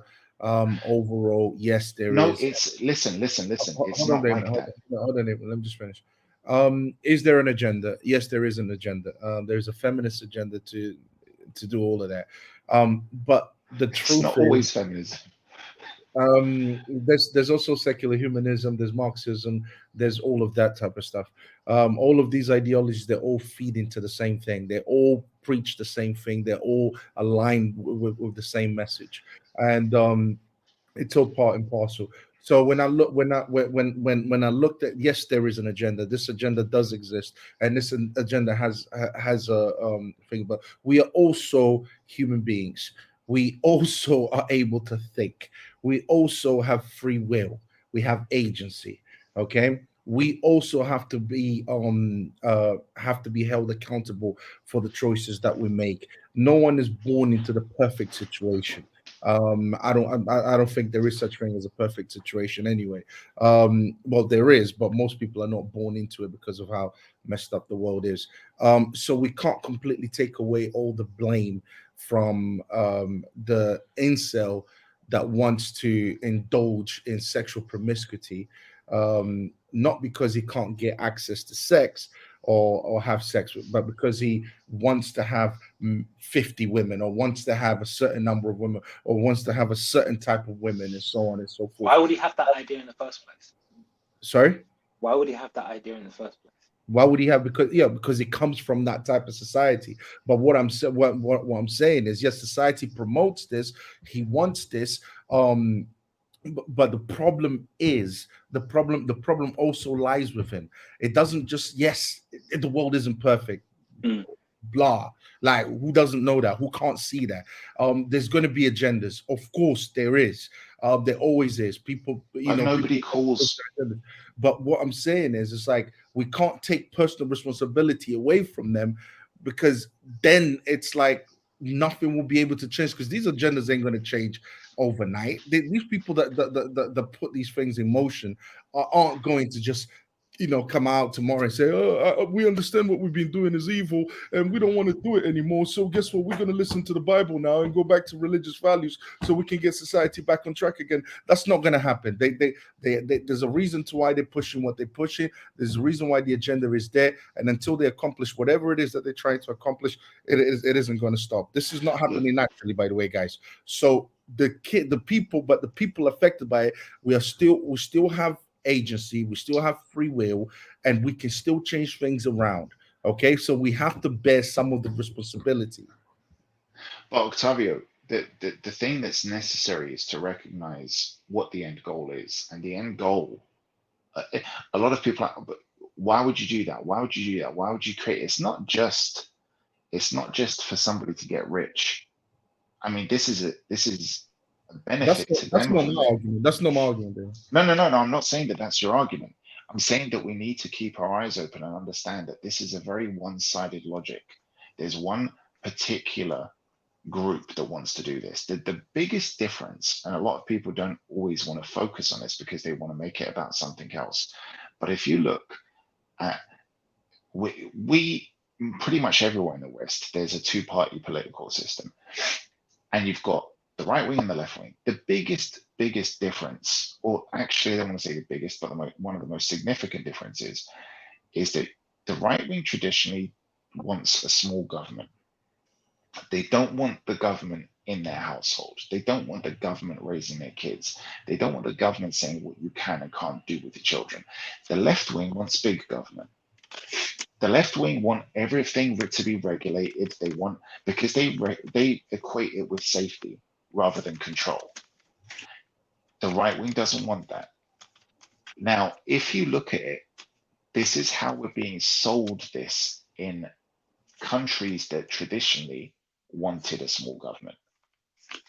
And prior to all of this stuff happening, there was a smaller government. But by causing a problem like this that will affect future generations because of these undisciplined kids, this lack of personal responsibility, lack of accountability, lack of the ability to self-reflect, When that starts happening, you have such a broken society that regardless of what political side you find yourself on, you want the government to step in and take more power. Okay, And let me then ask you, you David. invite them. Why do you think they don't want us to discipline our children? So that everything will go out of control. And eventually we're going to beg them to come along and fix the problem because we legally aren't allowed to. Okay, so If you, why don't they want why do they want us to have control? Why do they want to have the control themselves? What's the reason for it? look at 1984. Because whoever has that control can basically control what truth is. And you've got a whole group of people that are subjugated, and you'll be living in a country that's democratic, or that's a democratic republic, or that's seemingly free. But really, the system that you've implemented within that illusion of a free system is actually still some kind of dictatorship. There's one group that's got absolute power within there, to the point where they can even control how you think and speak. Okay, now what truth are they trying to if you were to look in the last 100 years, what truth do you think they are trying to push? They're trying to tell us what truth is. What's the message? I think that the desire to control truth is so that they can maintain power.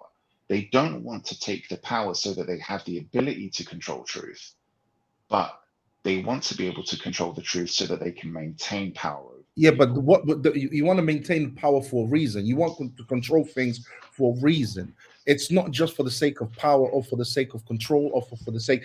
People often say, "Oh, they just want control and power," but they usually want to control it for a reason. What I'm trying because then you can make. What is the reason why they want to control it? Look at basically the socialist or communist utopias, the mythical utopia. You want everybody to just basically wake up, be productive, come home, go to bed. Wake up, be productive, come home, go to bed. At some point, make babies and bigger future generations that are going to generate more wealth for the people at the top. Yes, more That's all it centralized is. power controlling. You want to create a more productive machine. More crocodile shoes than anything else. Yeah, so they've legalized abortion. They invented the pill. They've legalized marriages between men and women and women, homosexual. They're doing all of this. They've taken away the power away from parents when it comes to disciplining their children. They're teaching children that men are women and women are men. They're doing all of this just what, so they can afford some more crocodile shoes. Well, that's a part of creating a more subservient. Bro, I don't buy that. Well, hold up a second. Let me explain to you a situation, right? If you start telling people that the sky is green and that the grass is blue, they're gonna think that you're stupid, right? But then all of a sudden, you'll tell teachers, and you'll tell policemen, and you'll tell other parents, you need to teach your other kids to be tolerant when they say, well, if some of the kids start saying that the sky is green and the grass is blue. So now all of a sudden, you say, look, this is how this kid sees it. Be polite, be understanding. Don't tease him, don't mock him. Just support him. I agree with you. Yeah, you're right. And then that's how it gets accepted, that it's no longer weird. It's no longer laughable and stupid and ridiculous.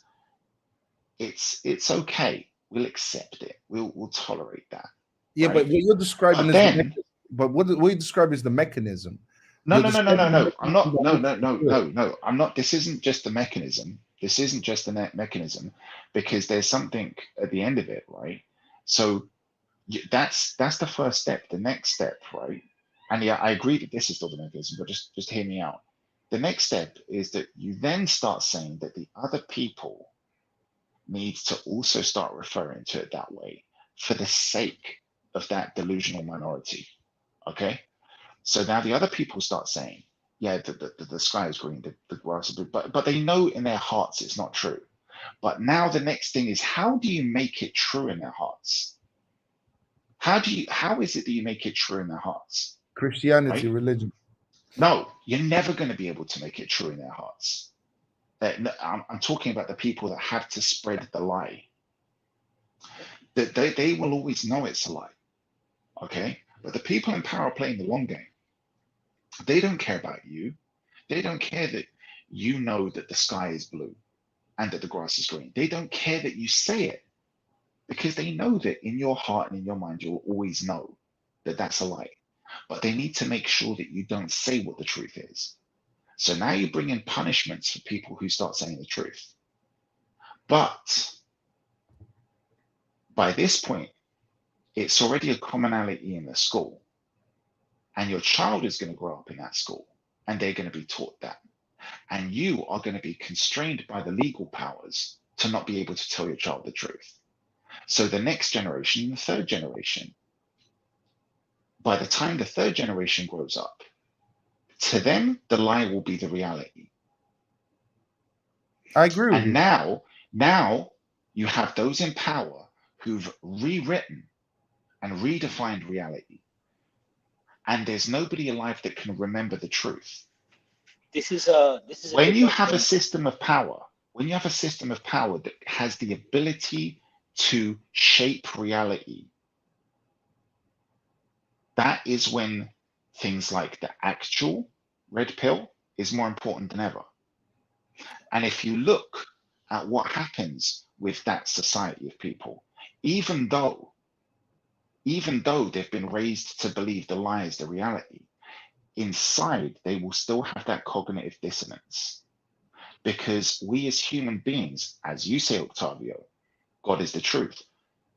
Whatever, even the people that aren't raised to believe in the Bible, there is a higher power. There's something inside calling out to them, whatever that may be, that makes this false reality not resonate. And if you look at the symptoms of somebody who has that cognitive dissonance, it's this splinter in your brain, this itch in your mind that something isn't right. And it can manifest as depression, it can manifest as mania, it can manifest as suicidality, it can manifest as anger, hate, all of these things. And if you look at the younger generations today, they've got that in spades. And the government needs to tell us, don't worry about it. It was always there. You just didn't know about it because you wasn't aware of it. Okay, here's what I'm hearing.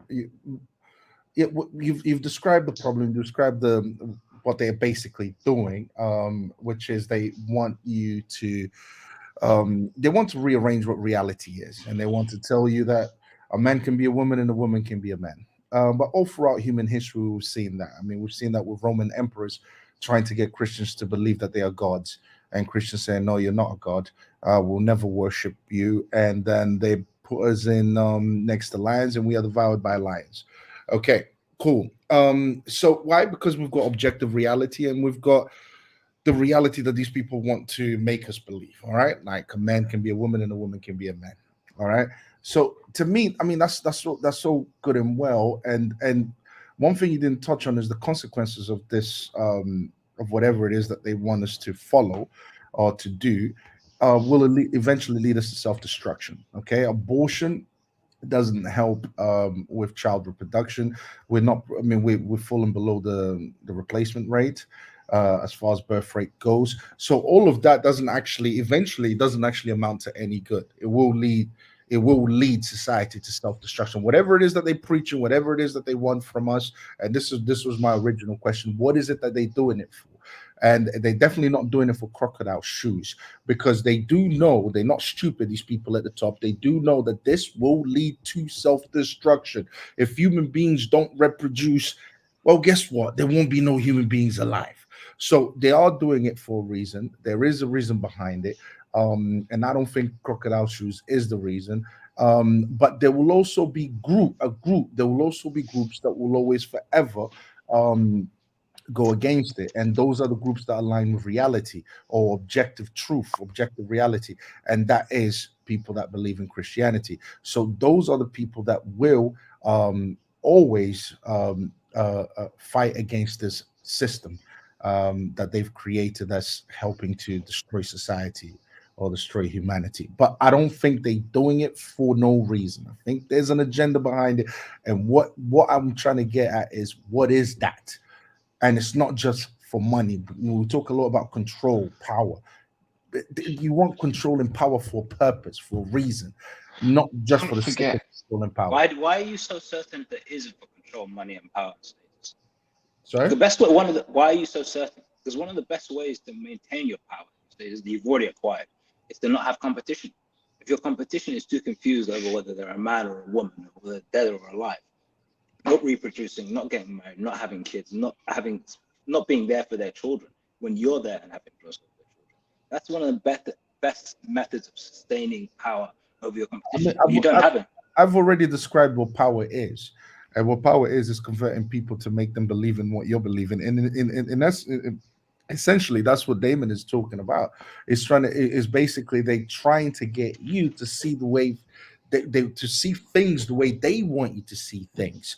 For you to see right and wrong the way they want you to see right and wrong, which is the definition of power. If you can get everyone in the Western world today in England to think as you think, then you won't need to force them. You won't need to put a gun to their head. They will just do what they're supposed to do. But that means they think that way, and they don't, because they generally get married, they generally have children, they generally prioritize their financial. They don't get into debt. They maintain power. They prioritize education. They discipline their kids. When you look at the most powerful and most successful people in any society, they're extremely traditional. They're not ones that incline to new age ideas. They're the ones that reject it the most. Can I just ask Octavio, to you, two questions. First question, why exactly do you think that it needs to be something more than just the pursuit of power? It needs to be something more, because I don't believe people want to control things or have power over things for no reason. To me, that's moronic. There's usually a reason as to why I want to control something. Whether it's for good or for bad, it doesn't matter. But there is always a reason behind why someone wants to maintain control or maintain power. So here's the second question. Well, not necessarily a question, but the thing that I wanted to expound on, if that was going to be your answer, is that don't forget that those people in power, it's not just a system. It's not a political system. It's still a person with a limited lifespan who's vulnerable to the same pathetic drives that anyone else is, for simple power for power's sake. I'm sure. Are you saying that there's examples of people that just want power for power's sake? Well, no, I'm saying that there's evidence that shows us that the people that are genuinely attracted to those positions of powers are the psychopaths. And they're still people. You'd be surprised, bro. I'll be honest with you.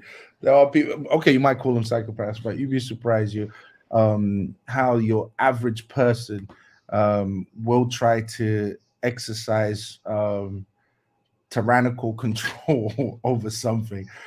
Just your normal average person, how controlling they can be, how obsessed with power they can be. But again, why?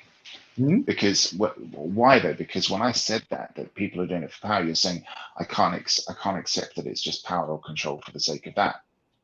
But now you're saying that you'd be surprised how the average person can just be controlling and tyrannical. Yes, but they usually have a reason. For example, they might want to. You could get overbearing mother, or like what's his name? Like Hassan likes to say.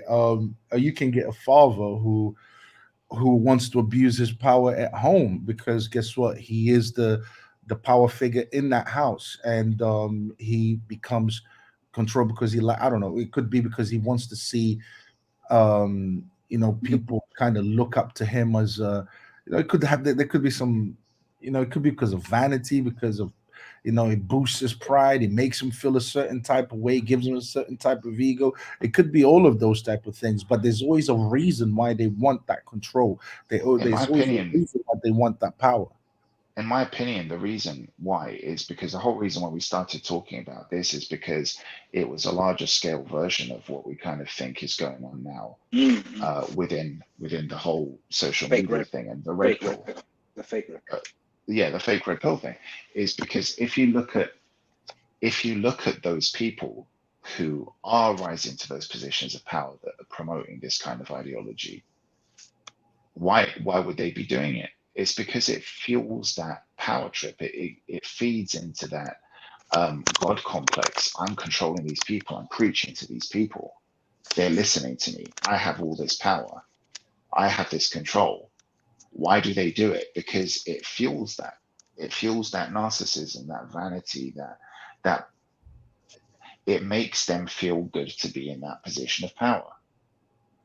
And anybody that pursues careers in politics doesn't go in there thinking, I want to get to this position and I'll be happily sitting there making that money. They want to get to the top of the pile.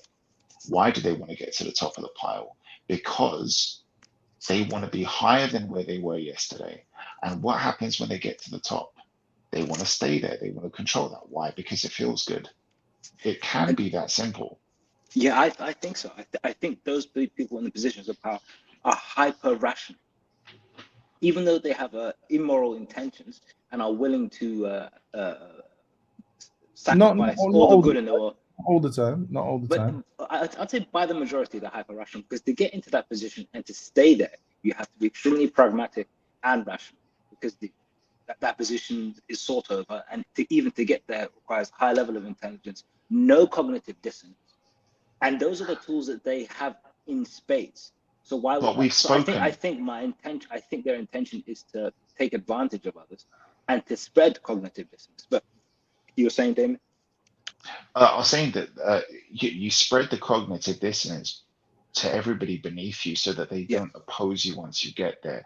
And one of the reasons why you do that, and one of the reasons why you want to have that ability to control the narrative, to rewrite reality or reshape it or make it look how you want it to look, is because you know all of the filthy little things that you're getting away with. And even if you entered into that world with the best of intentions, as I said earlier, this is why I brought it up when we were speaking about YouTubers getting into this, helping other people out. If you want to rise in power, if you want to get a bigger platform, if you want to have a louder voice and a bigger following, you have to stab a lot of people in the back to get the right people, to the top. The right people, and not the wrong. If you look at politics, you're not going to get to the top in politics, and you're not going to get to that position of power without amassing a lot of skeletons in your closet. And the same thing happens when you look at social media. This is why so many people sell out. This is why so many people who started off in a good way ended up becoming bad, because they knew that if they played the game fairly, if they were just being honest, that people would abandon them and go to everybody that's selling them something that sounds easier or faster or quicker or cheaper. So you're going to get corrupted on your climb to the top. And once you get to the top, you're not going to want people to see you for the bad guy that you are, which is why the people who got there before you and before that developed this ability, developed this tool that they have to shape reality, because they bought the newspapers, because they bought the media. Sorry, yes, Damon. Maybe the problem lies in how you view how this agenda is being how do I say, how this agenda is being basically rolled out. Do you believe that this agenda is happening? It's something that happens naturally because people can become corrupted. due to wanting power, or do you think this agenda is an actual cabal or a group of people who are aware of what they're doing? They are in very powerful positions. They are at the top, and they are literally controlling society, and they have a specific agenda in mind, and they want society to basically become what they want it to become. How are you viewing it? Because I view it as a cabal. I don't view it as, individual people becoming corrupted on their way up to the top. And, Are we talking politics? no, we're not talking politics. I'm talking about when I look at the separation of church and state in the 17th century, and then you see the period of enlightenment, and then you see these ideologies coming out of secularism, feminism being one of them. You've got the theory of evolution in mid 1800s. You've got Marxism. You've got all of them. Feminism, late 1800s. When you look at all these ideologies, okay, and all these ideologies are basically the ideologies that got us into this problem, birth rate declining below the replacement rate, the breakdown of the nuclear family, and so on and so forth. Do you look at it as a cabal at the top? Because remember, they did separate from the church and state, so the Pope no longer has the power that it once had in what they call the Dark Ages. And yet they call themselves the period of enlightenment. I found that very funny.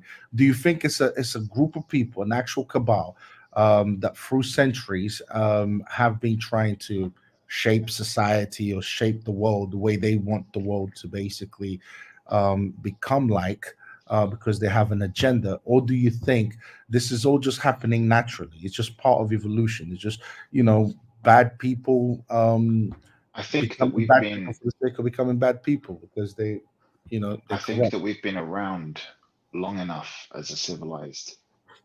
The Western world has been around long enough for some form of order to come out of the chaos before that preceded it. So I think that if you look at that chaotic phase of us warring with each other and invading, colonizing, all of this kind of stuff,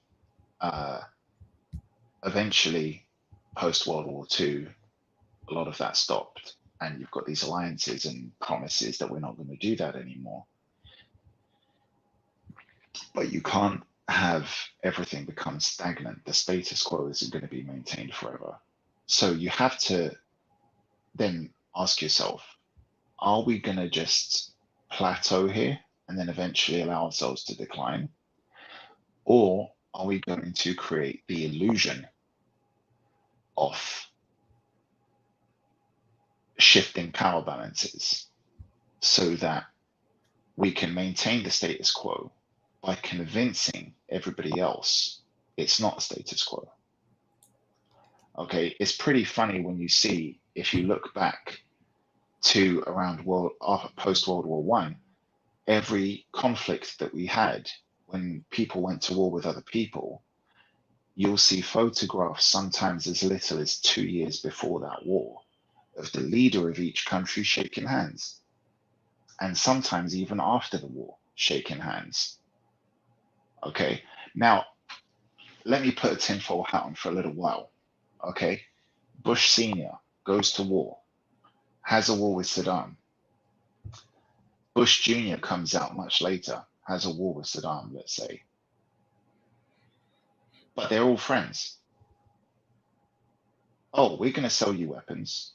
We're going to make you look like this big bad guy that we go to war with, but we didn't get you. You're still alive. And then later on, my son becomes president. Hey, let's kind of have another Hell in a Cell match. It's going to sell loads of tickets. People are going to come and watch us. The conflict's happening. Your people are scared. My people are scared. At the end of the day, you look like a hero. At the end of the day, I look like a hero. We went to war. We had a good fight. Everybody was like, oh, okay. And now we get to enjoy peace. And then a few years later, another war comes up. People are scared. Oh, it's okay now. Now we get to enjoy peace. That can control a population better than the population just remaining stagnant, not fearing anything. If you have prolonged peace, eventually things start going bad. And then you have to scramble, figure out how to fix it, invest. Sometimes you might not win because you're not prepared for what it is. But if you control when things go bad, you can control how they can be fixed and become good again. So that's what I think is going on. There's always going to be competition. If you are in power, people will challenge you. Whatever it is, whether you're controlling a country or whether you're selling a product, if you're the best, people will come after you. There's always going to be somebody nipping on your tail. But what if that person is an ally, but pretending to be the enemy? And you've got two big, powerful people fighting. If you see one guy walking down the street looking like a threat, kind of posturing, being a loudmouth, eventually somebody's going to come up and crack him in the jaw. But if you see two big people fighting and it's pretty scary, what's the likelihood that a third guy is going to jump in? Not much, because the conflict's already going on. Now, here's the thing. Think about it this way. If I ask you right now, off the top of your head, say very quickly when I ask it, answer it. See who's going to answer it first out of the two of you, right? Tell me the name of the most popular fizzy drink. Coca-Cola. Coca-Cola, both of you said it. Yeah. Okay. Now, tell me again, as quick as you can, what is the competition for that? The direct competition. Pepsi. Both of you said it. Both of you said it. Now, imagine if Coca-Cola, when it was invented, said, we're going to take 50% of our investment money and we're going to advertise our product under a different name. And we're going to change the recipe slightly. And we actually own both companies, but nobody knows.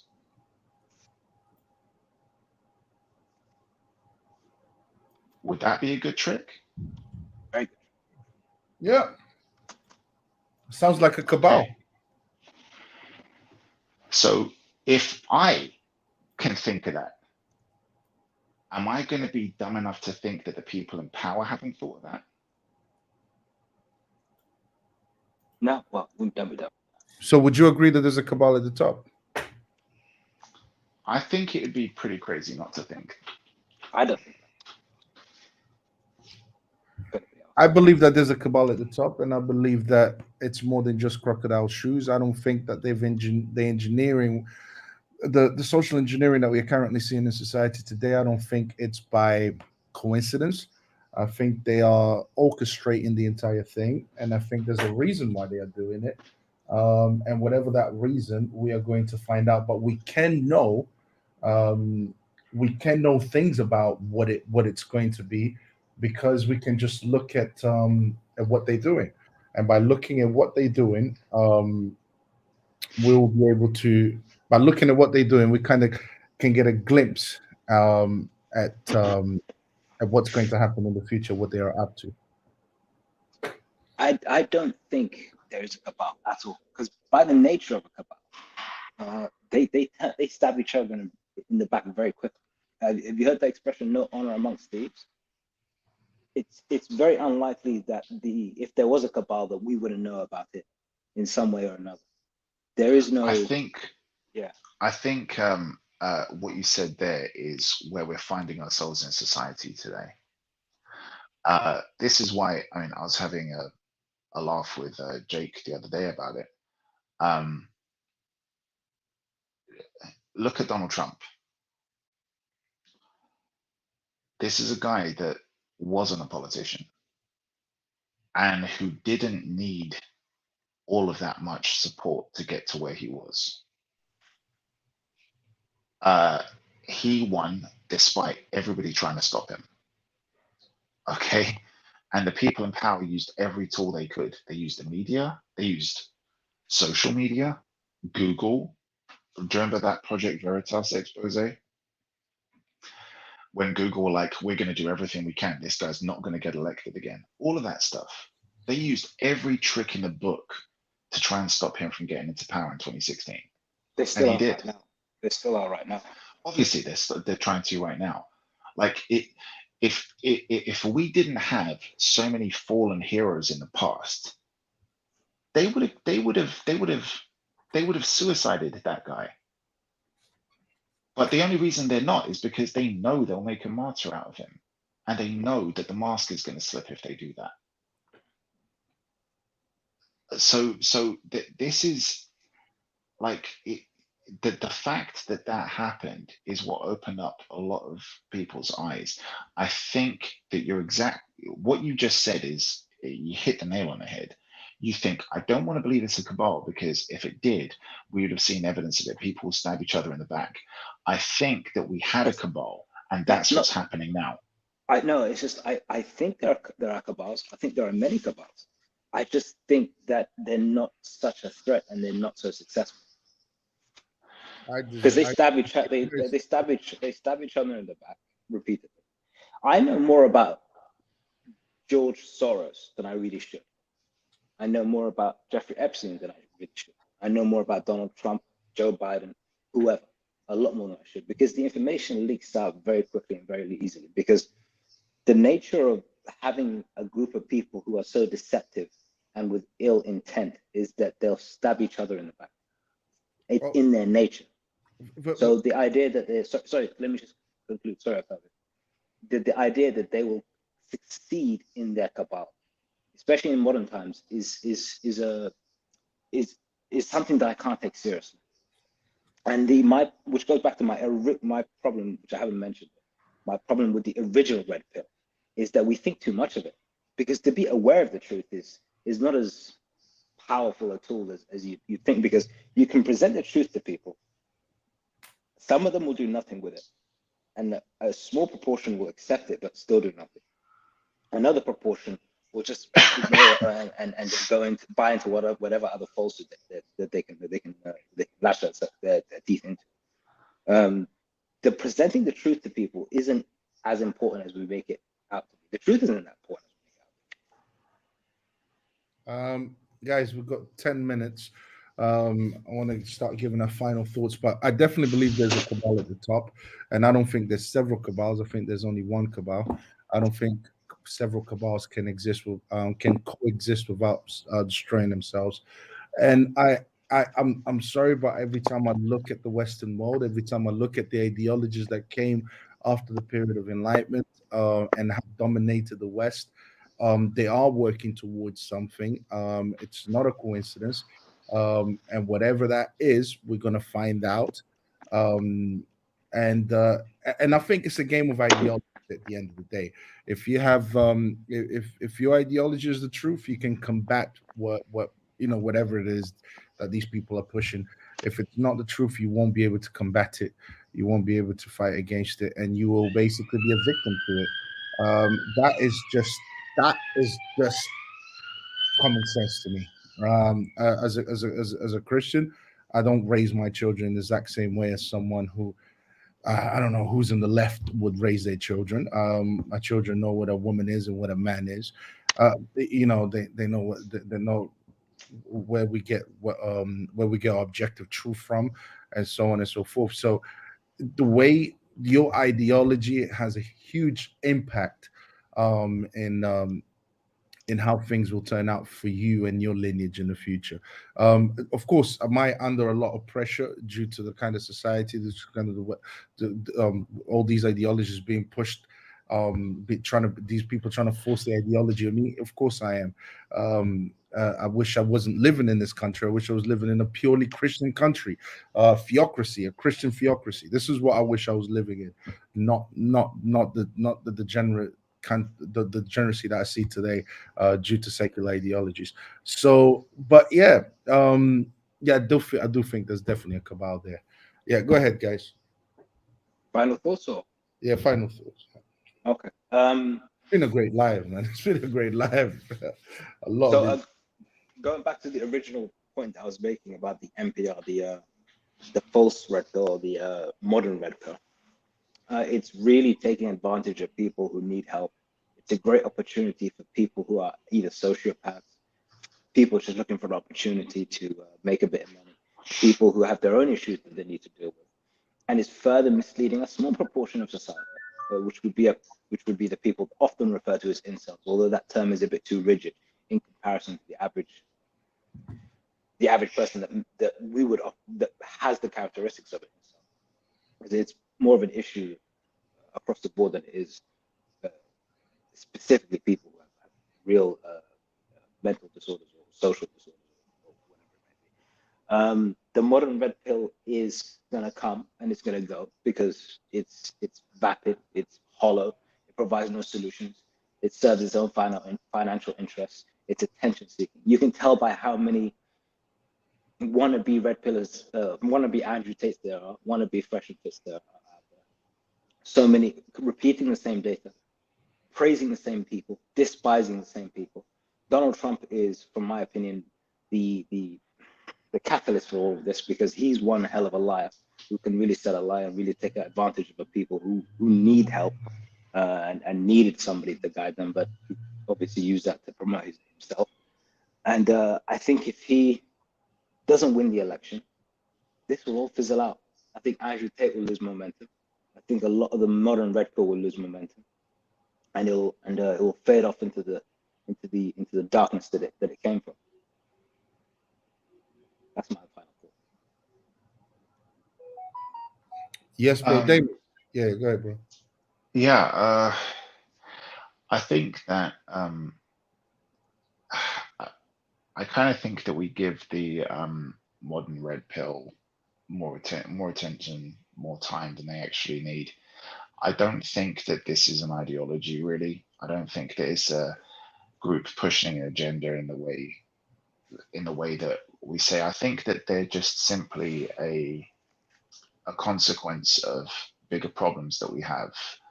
And I think earlier on we touched when we mentioned another group. I'm trying to remember what it was now when we were talking previously. When somebody said, "Oh, this isn't really X, it's actually Y." Whenever you come up with names like this, the modern red pill, or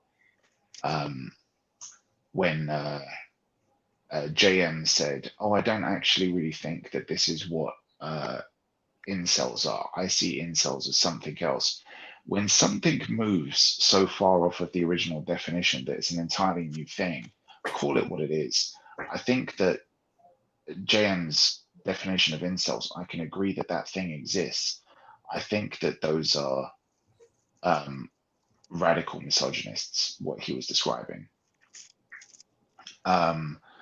People who are kind of so socially awkward that they can't attract a woman, but when they do, they treat them like crap. If we take incel to mean what it means, I think that again that's just a sad thing that we see in society today. I think that all of these problems, as I said, can be tied back to the essential fact that we're not living correctly, and this cognitive dissonance. You can't hide from your problems. You can't hide from your responsibilities. You can't hide from the need to self-reflect and correct bad behaviors. And if you try to avoid all of those things, you become angry, you become sad, you become desperate, you become depressed. I think that all of the problems that well, not all, but most of the problems that we're facing today, or if we look to the younger generations, I think that all of it comes from that. All of it comes from trying to avoid responsibility, this prolonged adolescence that we see. I saw a video of a woman who was almost 40 years old, and she put a TikTok up on it. It was like #adulting. Sad. Sad. I mean, you're too old to have kids now, and you're only just telling yourself that you need to grow up. This prolonged adolescence is just something tragic. And if we tie it to the problems that we're seeing today, it's incels, or these new incels, and people, I can't find a woman, so now I hate women. this irrational behavior is all symptomatic of that. And we need more honesty. We need more harsh truths to be said to people. We can't play these games anymore. We need to bring back discipline children, and in 2 generations, all of this is going to be fixed. That's the solution, if you want to look for one. That's the solution. Okay. Just people need to. Okay, you know what? Offend people. Go out. Offend people. Don't be afraid of it. Offend people. Discipline children. You know, people need to learn how to get smacked again. People need to learn how to hear things that they don't want to hear. Face up to those things, and it will improve your life. I promise you. I wish I could shake the hands of some of the people that were crazy enough to bully me, because I wouldn't be the person I was. My mum beat the hell out of me, and I love her for it. The parents are so afraid of their kids getting angry with them. They want to be their friends. Your parents can't be your friends. Your parents can't be your friends. They can love you. They can love you better than any friend will love you, but they can't be your friends. And I think that's something that so many people have forgotten in general. The value of truth, the value of knowing and understanding reality, and being able to face it, not being offended by it. That's it. That's all I can say. But just to touch on the thing at the beginning that we spoke about, this guy, this tragic situation, the families that were hurt by it. Prayers for all of them. Prayers for all of them, including the man who did it and his family, because his father, that was heartbreaking. One thing struck me with that: the father having to tell people, oh, my son let himself down. Like, for a father to have to say that about his dead son is just heartbreaking to see. I don't think there was any real evil person there. I don't want to offend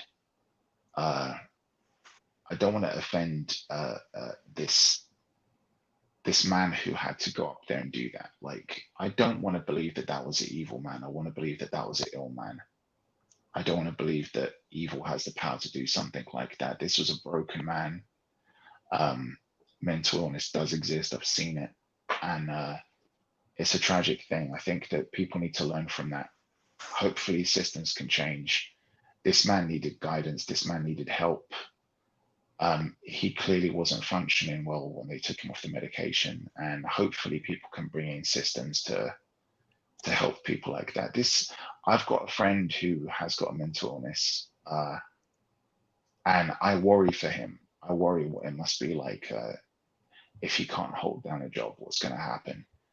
The thought of a vulnerable person like that living alone on the streets, which is what this man did go through, that shouldn't happen in a civilized society. I don't want to cast stones at people like that, but this was an ill man. I don't think this was an evil man. What happened was evil. What happened was terrible, but I want to believe that there wasn't an intention behind that he wasn't aware and wanting to do something like that. I want to believe that. I don't know if I'm right or wrong, but I want to believe that. Okay. Just to give my my final thoughts in regards to incel culture and violence. Of course, we use Joel Couchi, but he does have a mental health problem. But outside of Joel Couchi, what I'm going to say is that the incel culture is definitely very much alive. And it was created by feminism for the sexual revolution, for the things that they put in place, like the legalization of abortion, the pill, and so on and so forth. This is what led to society to become highly promiscuous. Therefore, women's hypergamy going out of control, and men basically becoming incels. And this is why we have the sexless problems that we currently have today. I do think more people are more. I do think we're going to see this incel culture become more prominent and widespread in society. I don't think this is going to stop. I think this is going to get worse. The only thing that can change all of this is if men grow a moral conscience which is basically to reject uh, what the feminist culture promotes and abide by religion. By that I mean Christianity, and it's only by doing that that they'll be able to regain control of society, of women, of everything, of their of legacy, their children. That's the only way. That's the only way things are going to change. But I don't see this incel culture slowing down. I think it's going to become more problematic. I think the red pill is pushing it. It is a safe place. Is a safe place for these guys because it kind of tells them that it's a place that encourages them and tells them that you're right all along. You're right all along, and unfortunately, I feel for these incel guys, because they're being told, they're living in a society that tells them to be promiscuous. They tell them, go, it's the way to be, get it out of your system. And they go out into the real world, and these women don't want them because they're not tall enough, they're not rich enough, they're not this enough, and so they develop that hatred for women and so on and so forth. And I think that's a big issue. But I think it's going to get worse before it gets better. But yeah, it was a great live. Thanks, Damon. Want to thank everyone. I want to thank Mark Smith. Nice to see you again. Project VO Pod, always. Everyone showing love in the chat. Ali Drinky Poo. I did send a link for anyone that wanted to jump in and just have they say. Also want to give a shout out to Damon, John, Michelle, Hassan. Yeah, it's great to have intelligent conversations with great minds, intelligent people, respectful people, and yeah, and let's keep having them. I think it's necessary. We need it. Society definitely needs these conversations, these tough talks, because apparently they don't have their fathers anymore who will give them these talks. So we must do our part. But yeah, guys, thank you for joining me today, and salute to all of you. And I'll see you next time, guys. Take it easy. Peace.